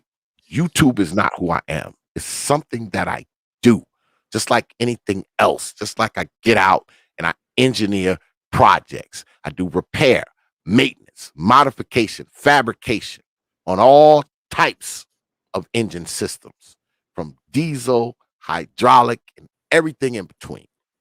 So that's more of who I am than YouTube. I mean, so I'm not going to get myself so caught up in YouTube stuff, man, where, I'm threatening to kill some damn body. Like, no, no. I think that's just a leap too far for me. It's a leap too far where I'm threatening to kill you. I'm going to slap you. Meanwhile, I live in Florida, you live in Canada, but somehow we going to get together and I'm going to slap you when I see you. Like, that stuff is just crazy to me, man. It's just crazy to me, man. I don't Right. know. Yeah. All that stuff is, yeah. And I mean, to be fair, I've been riled up a few times by people. And I have made. I don't put Did you people's threaten to name slap in streams and shit. No. I don't do all that. him? Oh, okay. I don't do all that. Like I said, I don't want to meet none of these niggas. I just like but again, I have been riled up where I would respond to some, but I only respond to like if someone like just outright tells a lie, I'll Mm. respond to that. If you're just talking shit out, I don't care. If you just running your mouth, I don't care. But if you lie, then sure, I'll respond to a lie and just correct it. But outside of that, no. Well, I see a Well, lot of that going on where people be online trying to, you know, project that, I'm the toughest. I'll beat your ass. Like, okay, kill you, man. I'm straight from the street. I'll kill you, Negro. All that right. kind of. Meanwhile, they live in California. I live in Canada, so I don't know how we're gonna arrange this killing. I don't know how we're going to arrange it. I'm in California. You in New York. I mean, what are we going to meet halfway? We're going to meet at an airport that's halfway. Do I have to fly there? You flying here? I mean, what? What? But see, that's what I mean when I say, YouTube is what I do. It's not who I am.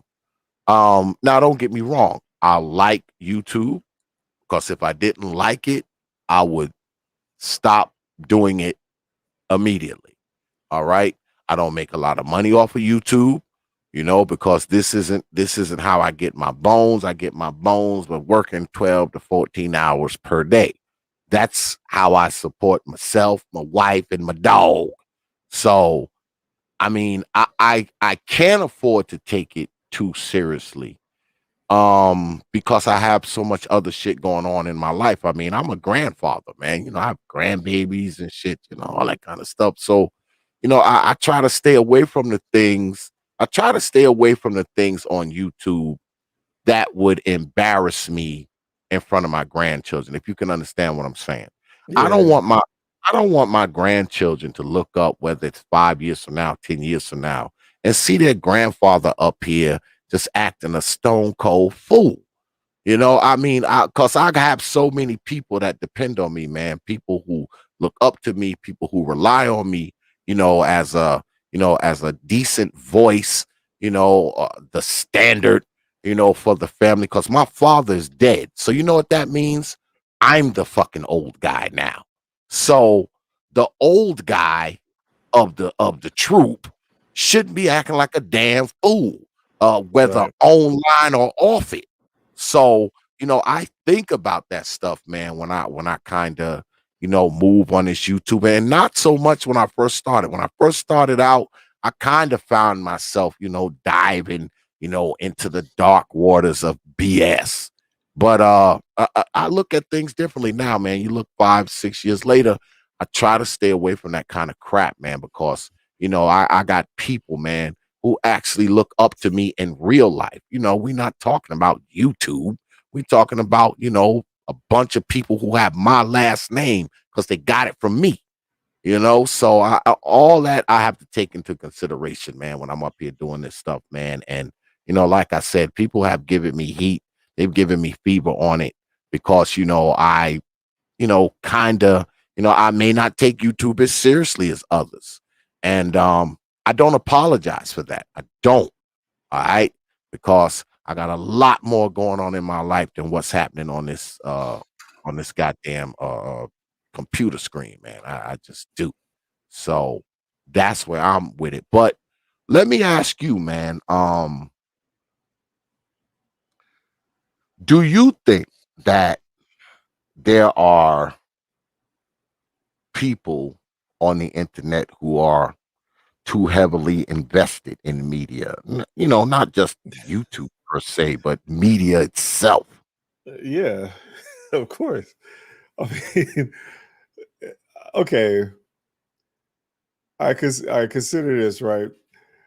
I remember over the years, it's been a lot of years where I noticed because I used to listen like on my commutes to work and stuff when I was commuting, and a lot of what I noticed from listening to people talk over a number of years, and a lot of people they actually start to put their basically oversharing. So you learn a lot about people, Hmm. and I noticed that there's a lot of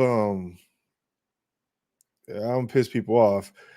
A lot of what I call like failed mixtape niggas, or people who used to be in the They said, did you say failed mixtape? yeah. Go ahead, man.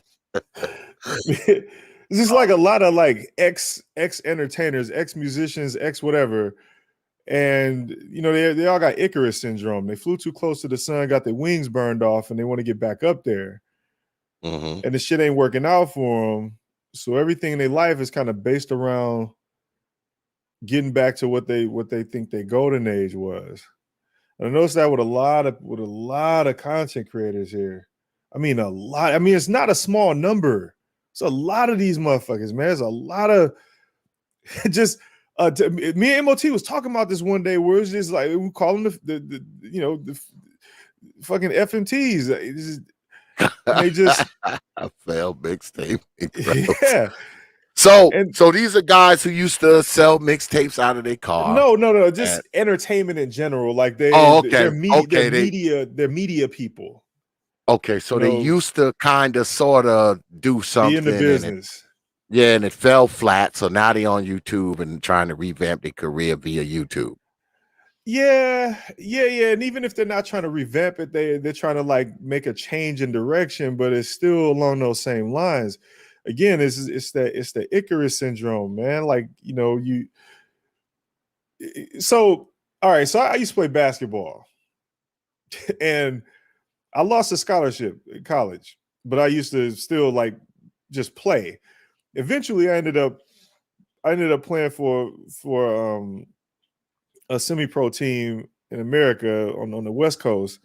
We used to play against countries like Mexico and shit. And I used to have teammates that would like I used to have a lot of teammates that would get cut from the NBA. Like people Mhm. who, they're on like their last year. and they didn't get re-signed, or however the case may be. These dudes ended up on the team, and they would have the same problem. They would have that same issue with just like wanting to get back. Meanwhile, I'm just hooping. I'm just, something to do. But everybody had that same just kind of blind ambition to get back into like whatever limelight they thought they had. Even if the limelight wasn't big, it's just the ability to be there. Like you walk around with an NBA card. I mean, you can walk to a gym, flash that. A lot of dudes, like if you go to like Lifetime, they make sure they flash their league card in front of bitch. They make sure bitches there, because a lot of dudes is not known in the NBA. There's a lot of dudes that's on teams that you'll never know who they were in public. You walk right past these niggas and never even know who they are, and they know that too. So a lot of times when they go to clubs, they go to the gym, they'll flash their league card and shit just to make sure people see and stuff like that, because they trying to. And then when they get kicked out or cut or whatever, they still kind of got that. I want to get back here to do this and do that. And it was the same way. Like when I switched professions, when I started being around rich people, when I got into corporate America, and when I was out in California, I was doing voice acting and shit. You would have a lot of actors who wasn't doing so well, stuff like that, and everybody had the same issue. You could see that glint in their eye, or the conversations you have with them. It was all just based around just kind of getting back whatever glory that they thought was great, even if it wasn't big, even if it wasn't like the notoriety in the way where we see actors on TV. A lot of these people, they make a lot of money without you ever seeing them. There's people that have been in commercials, you've seen them, but you've never seen them again, stuff like that. And these people will be the same ones that they be going through that whole process of like the failed mixtape niggas, where they just. But here in the manosphere, there's a lot of dudes who their music careers didn't work out, whatever career they were doing didn't work out, and the overwhelming majority of them are in music, and the overwhelming majority of them are in music, and they're all here. They have some experience with broadcasting and stuff, because they're used to being on stage and rapping or singing into a microphone in front of a bunch of people, so they're kind of used to that. It's kind of an easy transition to just go from that to YouTube to to get whatever glory you want. But that shit is fucking sad to see, man, because I see them and it's just is. I don't know, man. I be feeling bad for people who do that. And a lot of them not doing bad. A lot of them, they actually got money and stuff, but they want that shine, man. They want that light.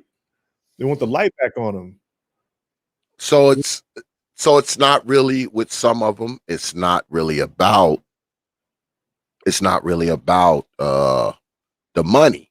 No. Per se. It's not about the money. It's just they want the audience. They want well, isn't that part of it though? Because I've always said, and people know I've said this many, many times, that this media stuff, especially YouTube, because we're on YouTube right now, right?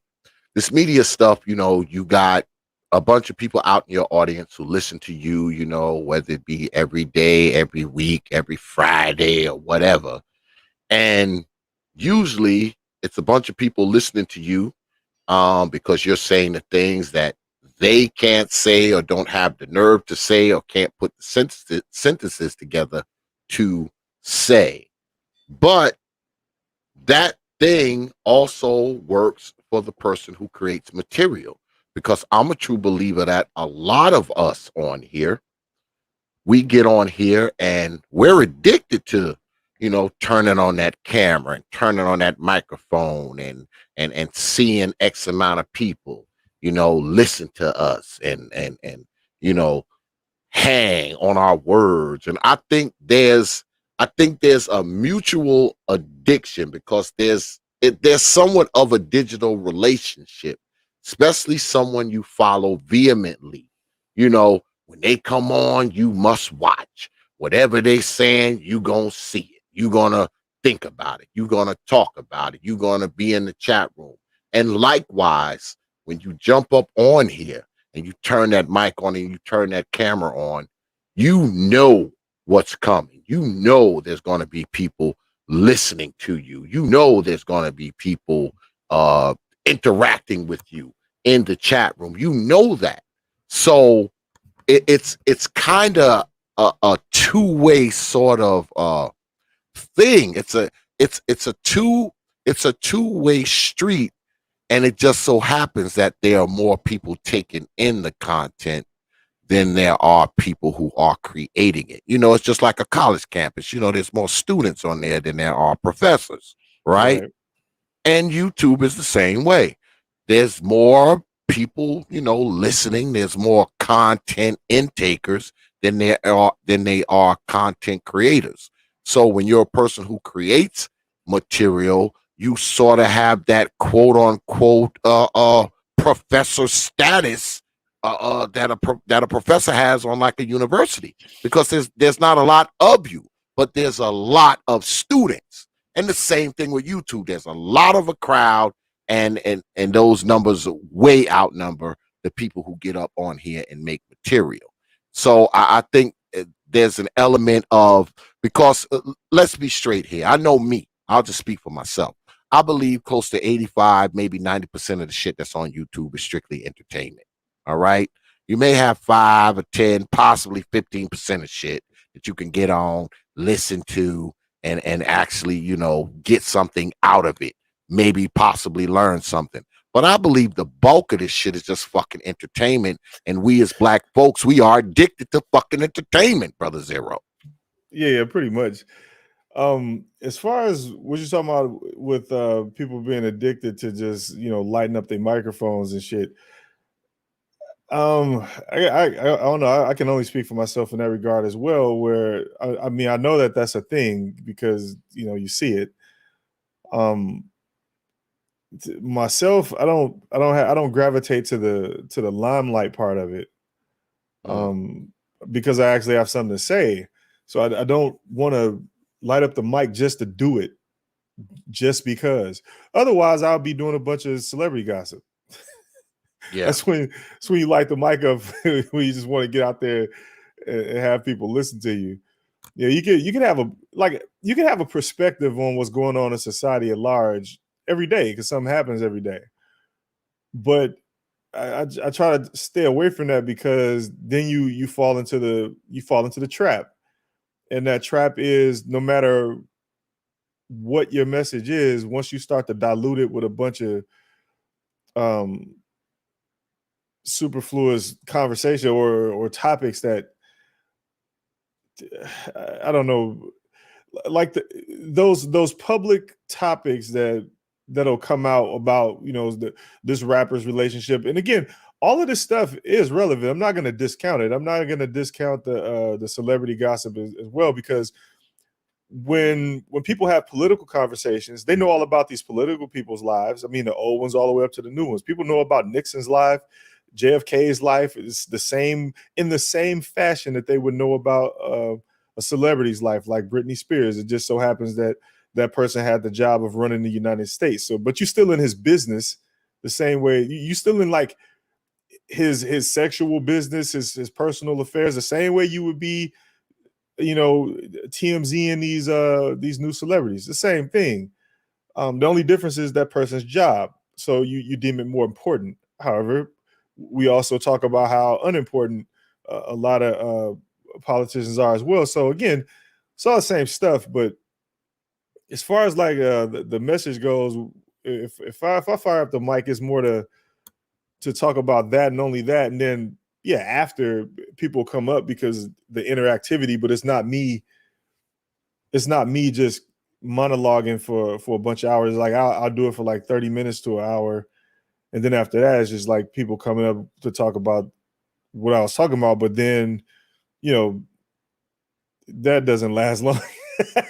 So I mean, again, yeah. well, So I guess I can only well, speak for myself in that regard. I don't really look for the limelight. yeah. Well, let me ask you this, Brother Zero. Do you think that, because, you know, we talk about a lot of stuff on here. You know, we talk about some of everything. I mean, I can't think of anything that hasn't been discussed on YouTube. But is there some things that we should just totally stay away from? Is there anything that we as men should just not talk about at all? You know, like just stay away from that shit completely. Is there No, anything? no. The problem is the people you're talking to. The problem is the people that don't know what they're talking about, and the problem is the people that are blinded by whatever they like. For instance, when you're in your intro, you be like, open your mind. A lot of religious people cannot do that. I know. I was So raised by religious folks. so was I. Yeah, I was raised in the church, Baptist. Yeah, So man. it's really that, it's the people. So if you come across people like that and they can't have the conversation, then they need to bow out of the conversation. But people that can have it, they should have it. I mean, that's how this all got started in the first place. I didn't catch that. I wasn't talking to you. So do you My think theory- your series is Yeah. acting up, huh? The eavesdropping, as they call Yeah. it, eavesdropping. Do you think that it's going to get to a point where, you know, us as brothers, because I've heard this over the course of maybe the last month or so, that, you know, pretty soon they're going to start plucking brothers off of here because, you know, of what they say or how they do their material or what they talk about. Do you actually think that's going to happen? Is that a reality where they're just going to start plucking us off? That depends. Okay, so last year I was trolling. I was doing this like homosexual character, and I was over at Bernard's and I was trolling because, like, when I be trolling, I have a point to it and I don't make it mysterious. So basically, people were talking about how, you know, you don't know who you're talking to, or that girl could be a dude and all this other shit. And then my response to that was like, why do you care? Yeah. If you're not trying to hit on strangers or fuck strangers online that you don't even know, then why do you care? Conversely, let's just say it was a chick and she lived in, I don't know, Alapalooza, and you don't have the means to get to Alapalooza or fly her ass to America. Why do you care? Why do you care if the person you talking to has titties or not? Why? What are you talking about? Is what you're talking about important or has any societal weight at all? If it does, then why do you care who you're talking to? Because at the end of the day, if you're trying to get a message across, you're trying to get a message across. You know what I'm saying? So, but you had a lot of people on this whole, you know, I don't know if I'm talking to a chick, and you don't know if any of these people, you don't even know who these people are. Yeah. So what if you were talking to a chick that looked like a dude, but she was a chick? That changed. Yeah, that changed it. Okay, then. So you're not talking about shit. Because that's what you're saying. You saying you're not talking about shit. You just here to talk to chicks. That's pretty much how you can read that, because that's what it is. If you're worried about who you're talking to and you don't have anything really to say, then what you're really worried about is hitting on a dude or ugly woman. So you're not here to say anything. You're just here to fuck around. You fuck around gang. So those people are the ones that can't have conversations. Those are the people that really can't talk about things. Those are the people that have like their communication only goes so far. Like they only can talk about certain things that is very, very limited. They'll never be able to solve a problem because all they can think about is, you know, how can I get it in real quick? So, but for everybody else that actually has something to say, then yeah, you can talk about anything. Because again, that's how this whole thing got started. That's literally how it got started. Yeah, and I'm good with that, you know, because I'm a true believer that, you know, people are allowed to say whatever they want to say, you know, on any form of media they want. It's up to me whether or not I want to listen to their shit.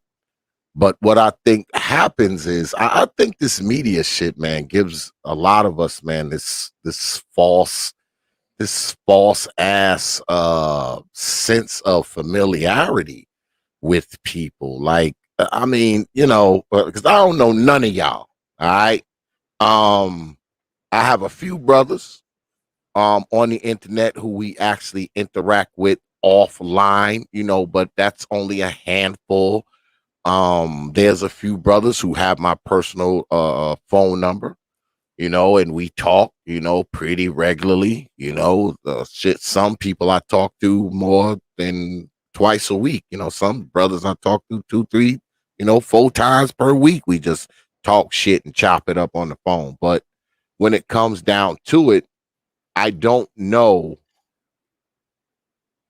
anybody. All right.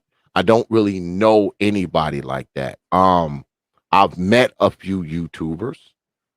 Since I've been doing this, I've met, let me see, one, two, I've met three. Okay. I've met three that I actually interacted with, in person since I've been doing this. So it's not like the conventional, you know, it's not like the conventional association, because you only talk to people when you're online, and a lot of times, well, oh man, I know him. No, the fuck you don't. You've never seen me. We've never had a conversation. No, no, we don't know each other, man. We know each other's YouTube profile is what we know. We know each Right. other's YouTube profile. You know what I talk about on my shit. I know what you talk about on your shit. And every now and then we fuck around and find ourselves together on somebody else shit. That's not the making of knowing someone. I just don't believe in that. If I've never shook your damn hand, god damn it, we don't know each other like that. I mean, that's just the way I look at it. But like I said, I'm just an old Negro. So, what do I know?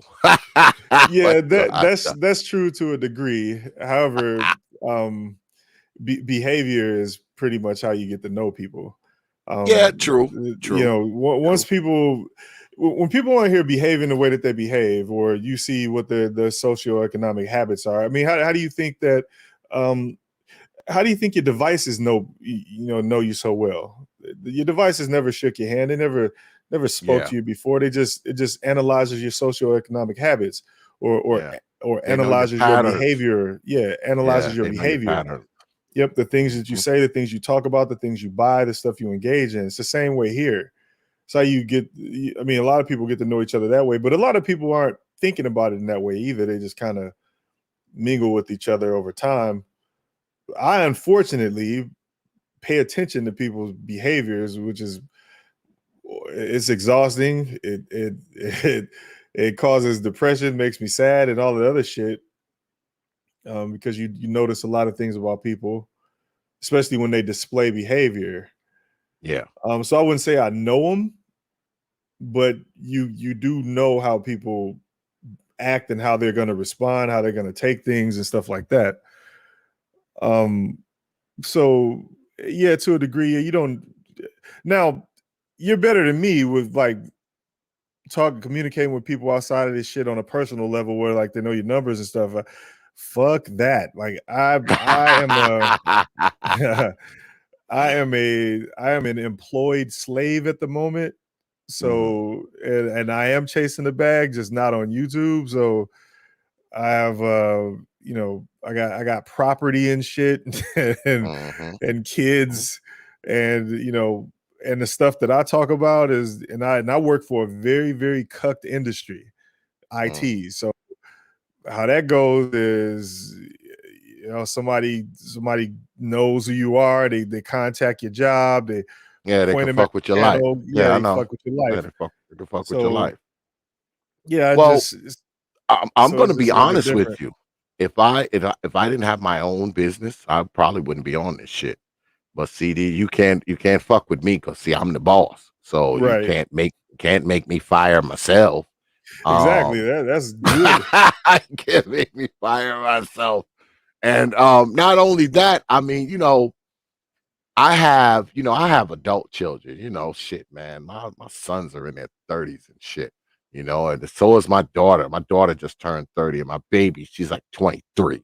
So, I mean, all my kids are grown, they don't live in the same state as me. So, I I'm not really that concerned with people doing something to fuck with my life. I mean, they can probably find pictures of my kids and my wife and my mama and my dog. They probably can find them somewhere, but you doing that it's not going to stop my money.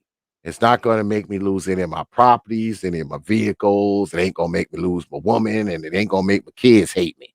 So, Right. I mean, that shit, because there's always that, because you got fools up here who, they'll go in your old Facebook and put a picture of your mom up from freaking 2005. Put a Right. picture, put a picture of your daughter up from 2010. Like, what is that supposed to do? I mean, what are you doing by showing a picture of my mom? Like, what is that supposed to accomplish? That's what It's trying to that's what hurt you. puzzles me. Like, you showing a picture of my mom. I know what my mama look like, you Yeah, it's know? trying to hurt you. Yeah. I mean, if you were able to get it, do you know what that means? That means it was already in the public. It's not Right. like you came to my house and stole the photo album. All right. It's not like you did that. If you were able to get a picture of like my grandfather or like my grandmom or, that means it was already in the public anyway. So, That doesn't make it any less whole shit. Yeah, because that's pretty much what it is. yeah, well, that's the thing that I'm getting at. Like, you take something that's already in the public and take it and put it what back in the public. I mean, what? Right. Right. What? I mean, if you got your hands on it, Negro, that means it was Then anybody already can. publicly available. So what are you doing? Like, but see, that's the thing. That's what media makes us do, man. And I say this a lot. Media makes us forget everything that didn't happen within the last 30 days. If it didn't Yeah. happen within the last 30 days, it's like it never happened. So being that picture is a couple years old, that's on your Facebook or whatever, they figure if they bring it out now, no one knows about it, so they put you on blast now, with a picture that you put up yourself. They're taking that photo now and putting you on blast. Like, I don't know, man. It just seems like, well, it takes all types for a world to run, right? Takes all types to run a world. I get that. But it's almost as if, man, you got people on media now, man, who their whole thing is about fucking with people. Yeah. Like, that's their mission here. That they're here to simply just fuck with people and, call a job and, take pictures of their house and, just stupid shit. Like, what is all this shit for? That's what I want to know. I just wish somebody would come one day. If any of y'all out there do this shit, I'm giving you an open invitation. Can you please come up and tell me what you accomplished by putting pictures of people's grandmothers and wives and kids and dogs and all? What do you accomplish by doing this shit? What do you get out of it? What is it for? What is its purpose? I want anybody who listening, who actually does this shit, please come let me know That'll what this never happen. does, what it's for, what you get out of it, what you accomplish with it. I mean, I want to know. And I'm Do you know what serious. I mean, Schadenfreude is? what? Do you know what Schadenfreude is? Hell no. What the hell is that? When you get joy Schadenfreude. from other people's misery. Oh, that's what that is? Damn, I learned a Yeah. new word today. Oh, shit. Yeah. So, there's your answer. Yeah, you know the phrase "misery loves company." That's pretty much what Schadenfreude is. It's like Oh, people who get joy out of seeing other people suffer. yeah, because something's got to be going on with you, man. you get joy out of putting a picture of somebody fucking grandmama on there. Like, what fucking joy you getting out of that shit? Oh, so there used to be a video on YouTube, and I think the person who originally posted it, they had him remove it. It was a chimpanzee that was killing another chimpanzee, Mm-hmm. and he was like scratching the skin off his back all the way, like literally scratching into his back. The chimpanzee was screaming. The one that was being assaulted, he was just fucking screaming his head off, and the one that was scratching him just started laughing maniacally. And the more he screamed, the more he scratched him. The more he Wow. started digging into his skin and ripping his innards out of his back. And again, the more the other chimpanzee screamed, the more he enjoyed it. He's like, and it was crazy because the chimp was, just maniacally laughing about it. Like he was enjoying it. He was enjoying the suffering of the other chimp. That's the kind of attitude That's YouTube. that you're dealing with. Yeah, this is the That's people the that shit on. yeah, they on can watch you YouTube. die and laugh and drink coffee. Yeah, You know, yeah. I mean, like I said, man, there's a problem with just baseline human respect, in media, man. And it makes you not want to really deal like that. You want to get up here and you want to interact with the brothers, and you want to bring them stories, and you want to talk about certain things and all that kind of stuff. And it kind of pisses me off because I bring people up here that aren't necessarily from this quote unquote space.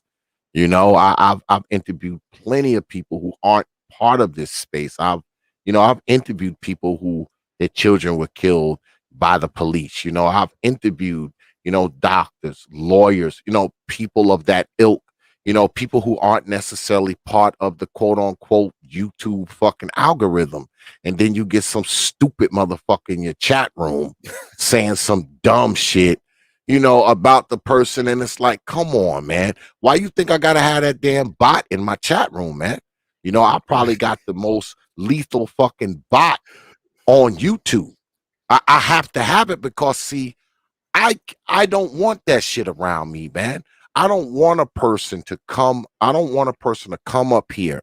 They agree to come through, talk to you, chop it up with you, and you got a bunch of dumbasses in the chat room saying stupid shit to the person, about the person. Like, I just don't like a person to be subject to that. Because, see, I don't do that, man. I don't go in people's chat rooms, man, and say dumb shit. I go into your chat room, I may say something about the topic or say peace to you, but that's going to be pretty much it. I'm not going to be saying a bunch of bullshit. I'm not going to be talking shit about the person who you got on the stream, whether I like them or not. Just simple baseline respect for people, man. And I don't like that shit because I wouldn't put up with it in my house. If I invited you over my house, Brother Zero, for us to have a fucking Maduro and a beer, and another motherfucker walks into this house and disrespects you, they got to get the fuck out. Off top. Ain't no second chance. Ain't no, man, don't you say that again or I'm going to throw you out. No, soon as they disrespect you, they get thrown out. There is no second chance.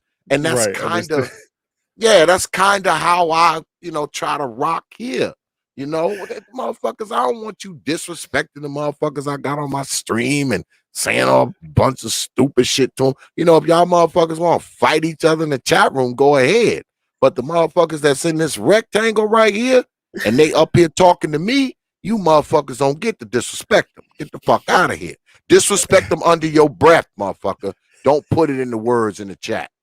But anyway, go ahead. I probably contributed to the StreamYards to the Streamlabs bot getting implemented when because you had I think you had Cerulean and Obsidian going at it.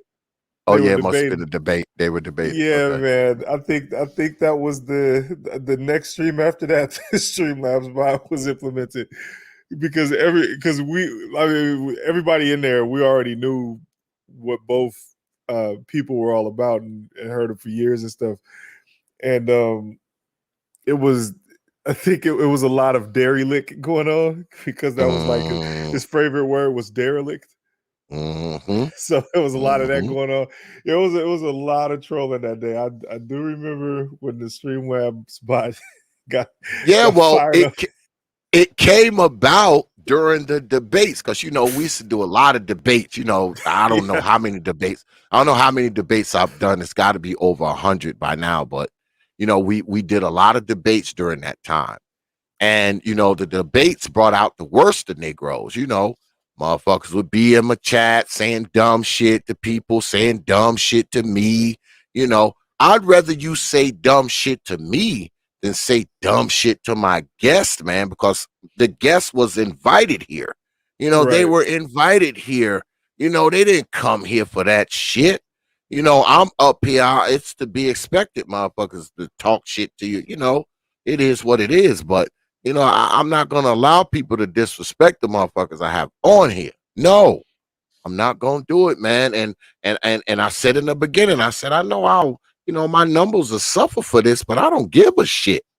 Let them suffer, because motherfuckers know when they come to this chat room. Guess what? You say some shit that's out of line, that fucking bot gonna cut your head off. That's it. Those are the No, rules.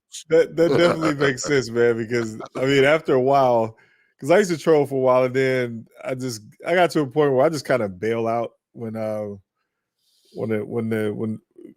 because and the reason why I started bailing out, and the reason why I used to troll is because, again, the conversations used to be about merit. So if somebody was in there saying something stupid, I'm going to attack the dumb shit that they were saying. And they could take it personally. I didn't care because if it was stupid, I'm gonna attack it. But now I just bail out because what I've noticed now lately is that trolling don't mean anything anymore. Nobody care. What it's about now is just people kind of hanging out, waiting for the end. And any amount of trolling you do is just whatever. I mean, I'm watching now, like all of the magic is coming back. Dudes are so far on the hope train that like every conversation I heard from 2008 really is back in the way of like the discussions and stuff. So yeah, I agree. If you don't really agree with the people, don't attack the person. Just get up out of there. But I mean, I do remember a time where people were really getting attacked because what they were saying didn't make any sense, and nobody had time for that. We're trying to solve a problem.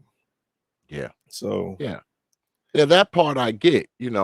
But we in a time now, Brother Zero, where Negroes are just say dumb shit for the simple fact of being able to say dumb shit. They say it just because they can. It's not even like they're attacking anything. They're not attacking the point. They're not attacking anything. They're just saying something stupid, and a lot of times don't have shit to do with what's being talked about on the stream. Like, I mean, if you're going to make dumb comments, at least keep them to topic. I mean, goddamn, even your dumb shit should be on topic. Right. Your dumb shit should be on topic. I mean, just saying a random dumb shit, man. To me, that it doesn't make any sense, man. Because if you have that much of a problem with what's going on the screen, I only have one question for you. Why are you here? Right. Because obviously you got a problem with what's going on up here because you in the chat room saying dumb shit. You disrespecting the motherfuckers who up there. So you have a real problem with what's going on inside this rectangle here. You got a problem with it. But somehow you're still here. I don't believe in self-torture. I say that shit all the time. I don't believe in self-torture. If I pull up a stream, if I pull your stream up and I'm watching it, and if you got somebody up there, even though I like your material, if you got somebody up there that has material that I don't like, guess what? I won't watch. I'll just flick on to some other shit or turn my goddamn computer off or whatever I'm doing. I'm not going to hang around your channel and ask you these stupid questions like, why you got this Negro up here? Man, you shouldn't even be talking to this guy. Man, what is all that for? Like, if I think that way, I'm just gone. I'm gone. If I'm like, well, I don't know why he got this guy up here. Let me go watch some other shit. Like, I see, that's how I hate on motherfuckers. All right. I hate on motherfuckers by not watching them. That's my hate. I don't watch you. I don't know if that's hating on anybody. I mean, what are you gonna do? Like, put yourself, put yourself through that for what? Yeah, that's how I hate on brothers, man. I hate on brothers by not watching them, man. I say that shit all the time, man. That's how I hate on you, man. I'm sorry, brothers, but there's some people, there's millions of people on YouTube that I hate on because there's millions of people that I don't watch.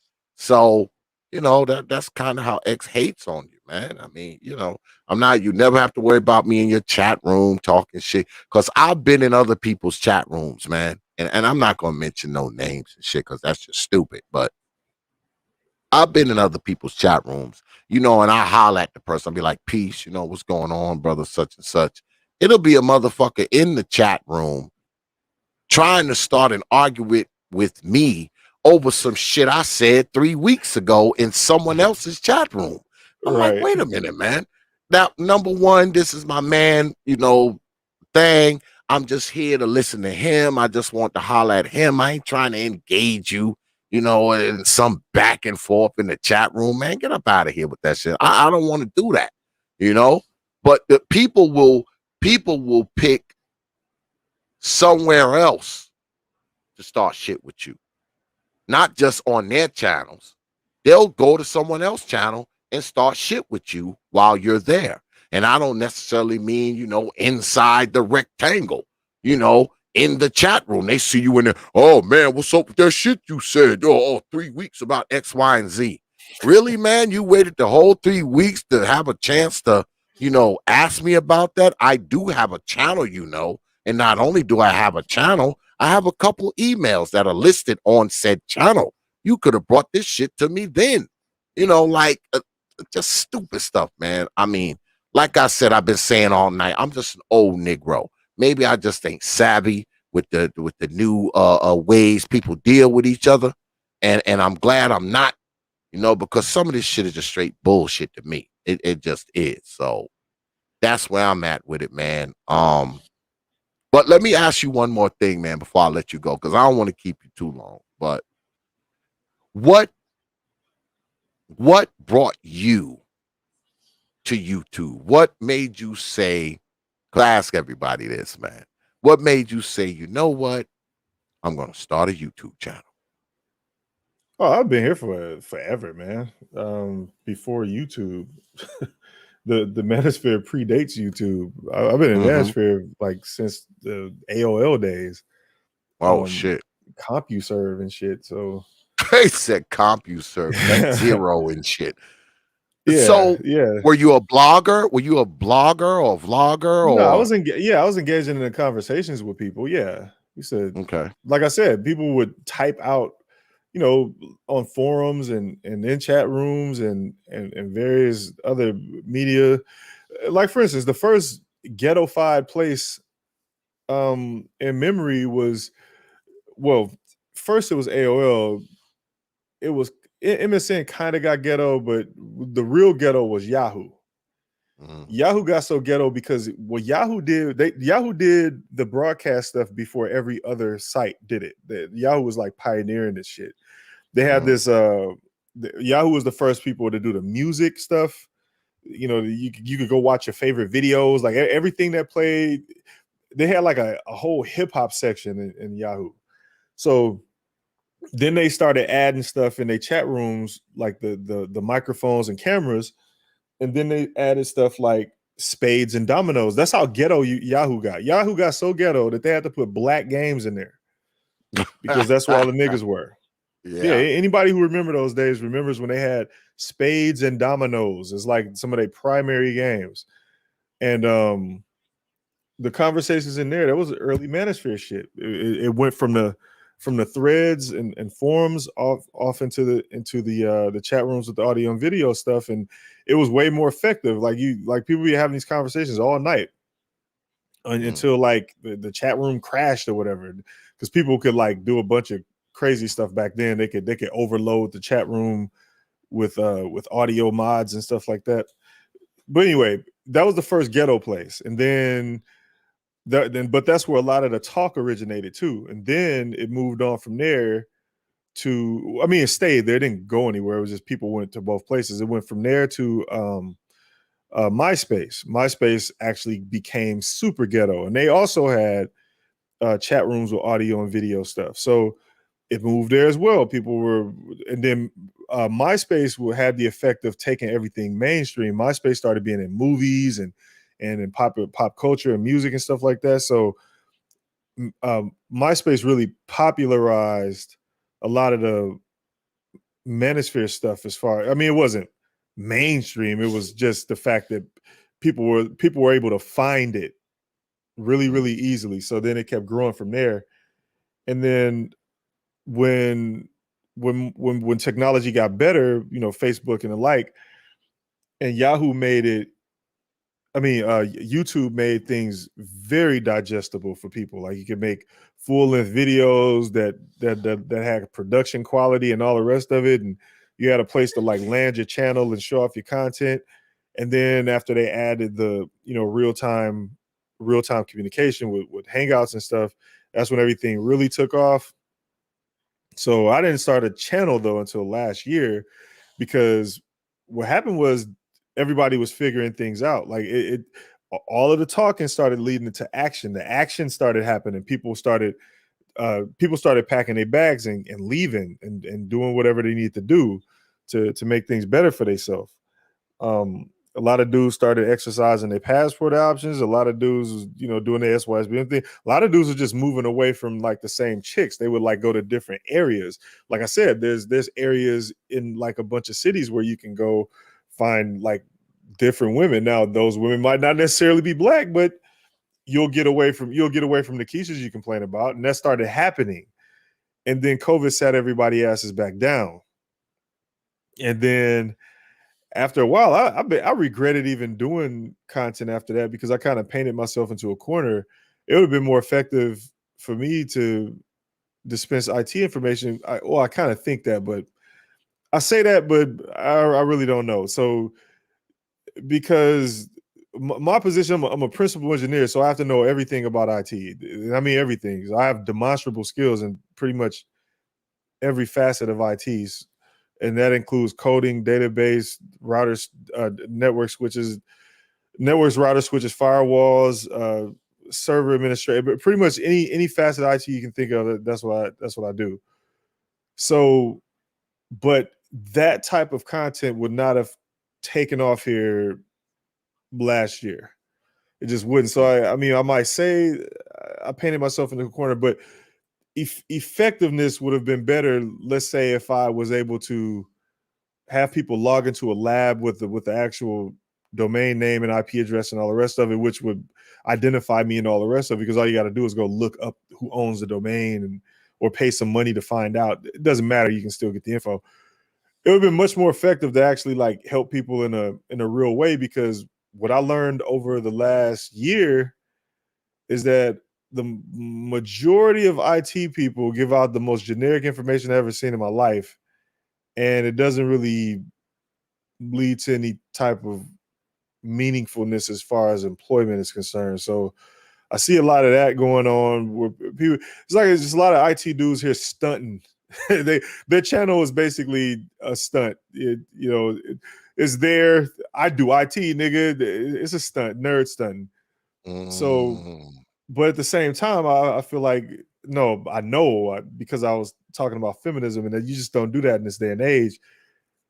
I pretty much painted myself into a corner as far as like being able to have an effect on people in that regard. Even though like if someone talks to me on stream about IT, yeah, I can help them immediately.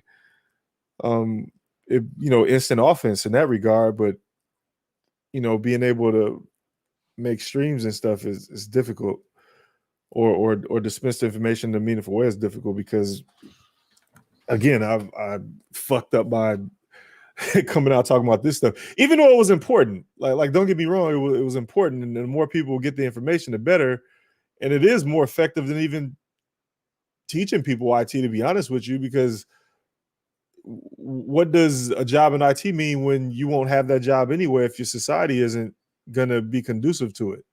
If women are taking all your jobs, what does learning IT really mean if you can't get the job anyway? So that's what brought me to YouTube. It was just a long time ago, and starting the channel was when I thought people figured everything out, and I'm like, it took them long enough, but it always takes niggas a long time to figure out shit that's been around forever. So Isn't that something? That's just crazy, man. It's just, I don't know. But, this YouTube thing is pretty much like anything else, man. It's a zero-sum game, I guess. Yeah, it is. It's a zero-sum game, man. So yeah, the perfect example to that, the perfect example to a zero-sum game is the fact that dudes were discussing issues that was basically putting them in a very disadvantaged position in society, and then the people that were affecting it was women. But then they like, oh, we want to talk to women. They bring the women in, and they turn into the women. So yeah, zero sum. Yep. And that's a great place to leave it. Brother Zero, man. I respect you, brother.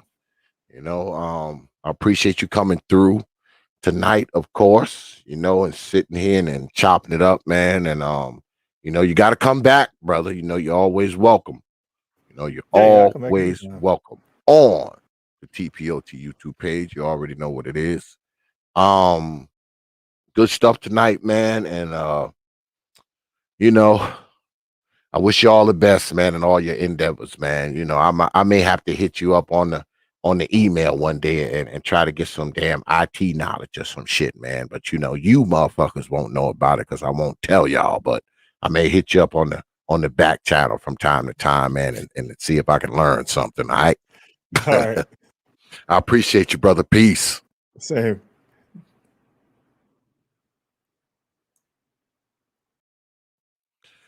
Yeah. Just got off the line with brother Zero, and y'all need to get on down there, man, and check out his channel. And go ahead and spam that a few times for you good folks. I know that's the only reason why y'all was here. Y'all was only here so y'all could check out brother Zero. I know you Negroes ain't come for me, but it's okay. My feelings are not hurt. My feelings are not hurt, but I know why you're here, Negroes. But yeah, we're gonna get on up out of here, man. And as always, man, I appreciate you good folks for coming through tonight. As always, y'all know I don't take you good folks lightly, man. I never have, and I never will.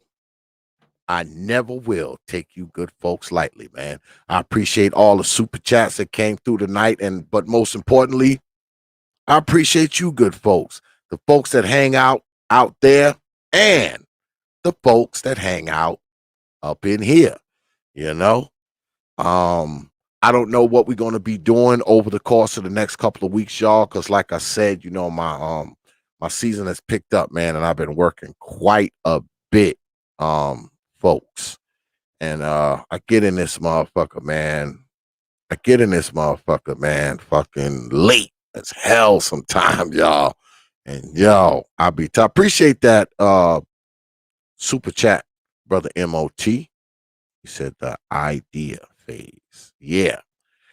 And man, I get up in here late, man. Sometimes, man, I just be too tired to fuck with this shit, y'all. I mean, my ass getting old, I'm in my 50s, boy, so I need my damn beauty sleep, achy bone sleep, tired back, sleep, gotta be up 5 o'clock in the morning, sleep, all that kind of shit. And Wednesdays and Thursdays were usually my days to, be able to do this. But since the season has picked up, y'all, I find myself, working Friday mornings, something that I wasn't doing for a long time. But the last couple of weeks I've had to go out and look at bullshit, Friday mornings, and I usually take Fridays off. Now I only work from, in the morning and usually wrap up. I usually work till about 11 or 12, but there was a time where I didn't work at all on Friday, god damn it. So I'm trying to get myself back there where I actually have Fridays off. Thursdays are pretty much still the same. When I work on Thursdays, it's usually sometime in the afternoon because, I do all my paperwork shit Thursday morning. So Wednesdays, the reason why I probably won't do nothing on a Wednesday like last night is because, man, I was so fucking tired. Like, I was just beat, man. I had been going, man. I left the damn house, man. I left the house at freaking 6:15. I didn't get back to the house, man, till goddamn 9:15. Because that's kind of what our days look like, man. We sun up to sundown. So, I was too tired. But maybe we'll do something next week. Maybe we'll do something this weekend. I got a few things brewing. We got some things in the pot that we kind of stirring around, me and my shadow producer. But I can't make you good folks no promises, man. I can't do it. Can't make you no promises, but I appreciate you good folks, man. You showed up tonight, even though we ain't did nothing in a couple weeks.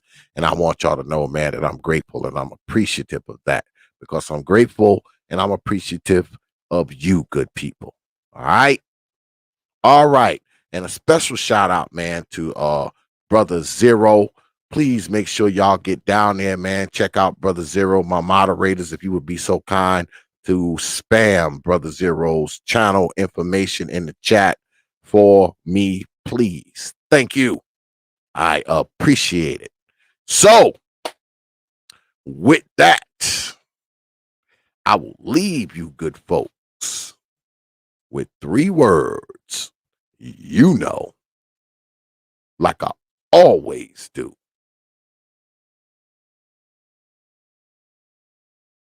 Open your minds.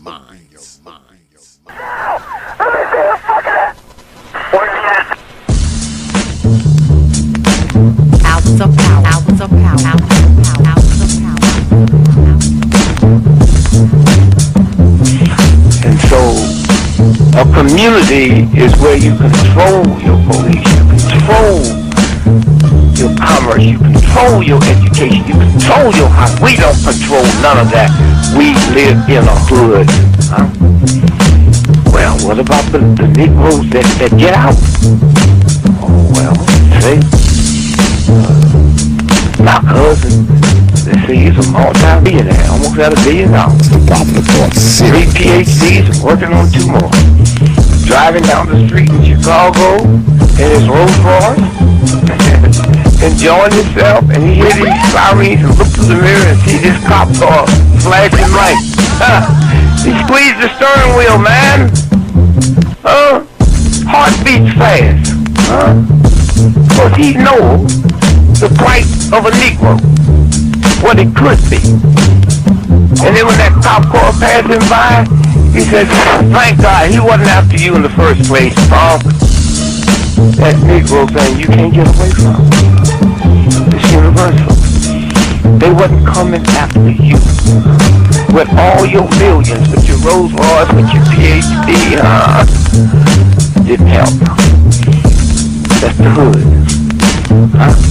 Why do you think you never pick up the paper till you read over and over and see white families come? You think it's thousands of black cops in America. Why don't you see white families crying as black cops shot my loved one 42 times in the back of the head? Why do you think black cops are more? You think they're more spiritual? Think they're better? No! they got enough sense to know that white folks ain't gonna tolerate it. And I will stop in our neighborhood when we decide we will not tolerate it. Now, if we was organized, which is hard to organize people who are just gonna run crazy and you don't know you're crazy. But if we were, with the money we have, and the many people who would come to our aid that don't know what it's like to be a Negro, and if we said, look, we saying if we don't get a federal law to deal with police brutality, that anytime a cop or anybody carry a gun, have to have a license just like you used to drive a car. And if you use it wrongly, you'll lose your license. And if it's upheld, you can never work again as a cop or a store guard or a private detective. How do you get Congress to push that through? Well, you take your economic power and you call on your friends, black, white, young and old, and say, this coming Christmas, if we don't have a federal law to outlaw police brutality by law, if we call them for a nationwide boycott of Christmas and it start on Thanksgiving, well, let me tell you what that means. 79% of all retail in America happens between Thanksgiving and Christmas. People stay in business all year, lose money just for Christmas, huh? Well, what happens now? Flagstaff Avenue, Toys R Us, Sears and Roebuck, Westinghouse. They will get the bill, and all they got to do is make one phone call and say, Harry, that's the senator, I want that bill pushed through in 3 days. Okay, it's an economic thing. It's that simple. But we have the power, but the system has wiped us out so bad. Hours of power, hours of power, hours of power. San Antonio, Lincoln 6. Go ahead. Clear suspect down, 10-4. That's 10-4. The officer's code 4. We have one suspect that's been shot. Open your mind.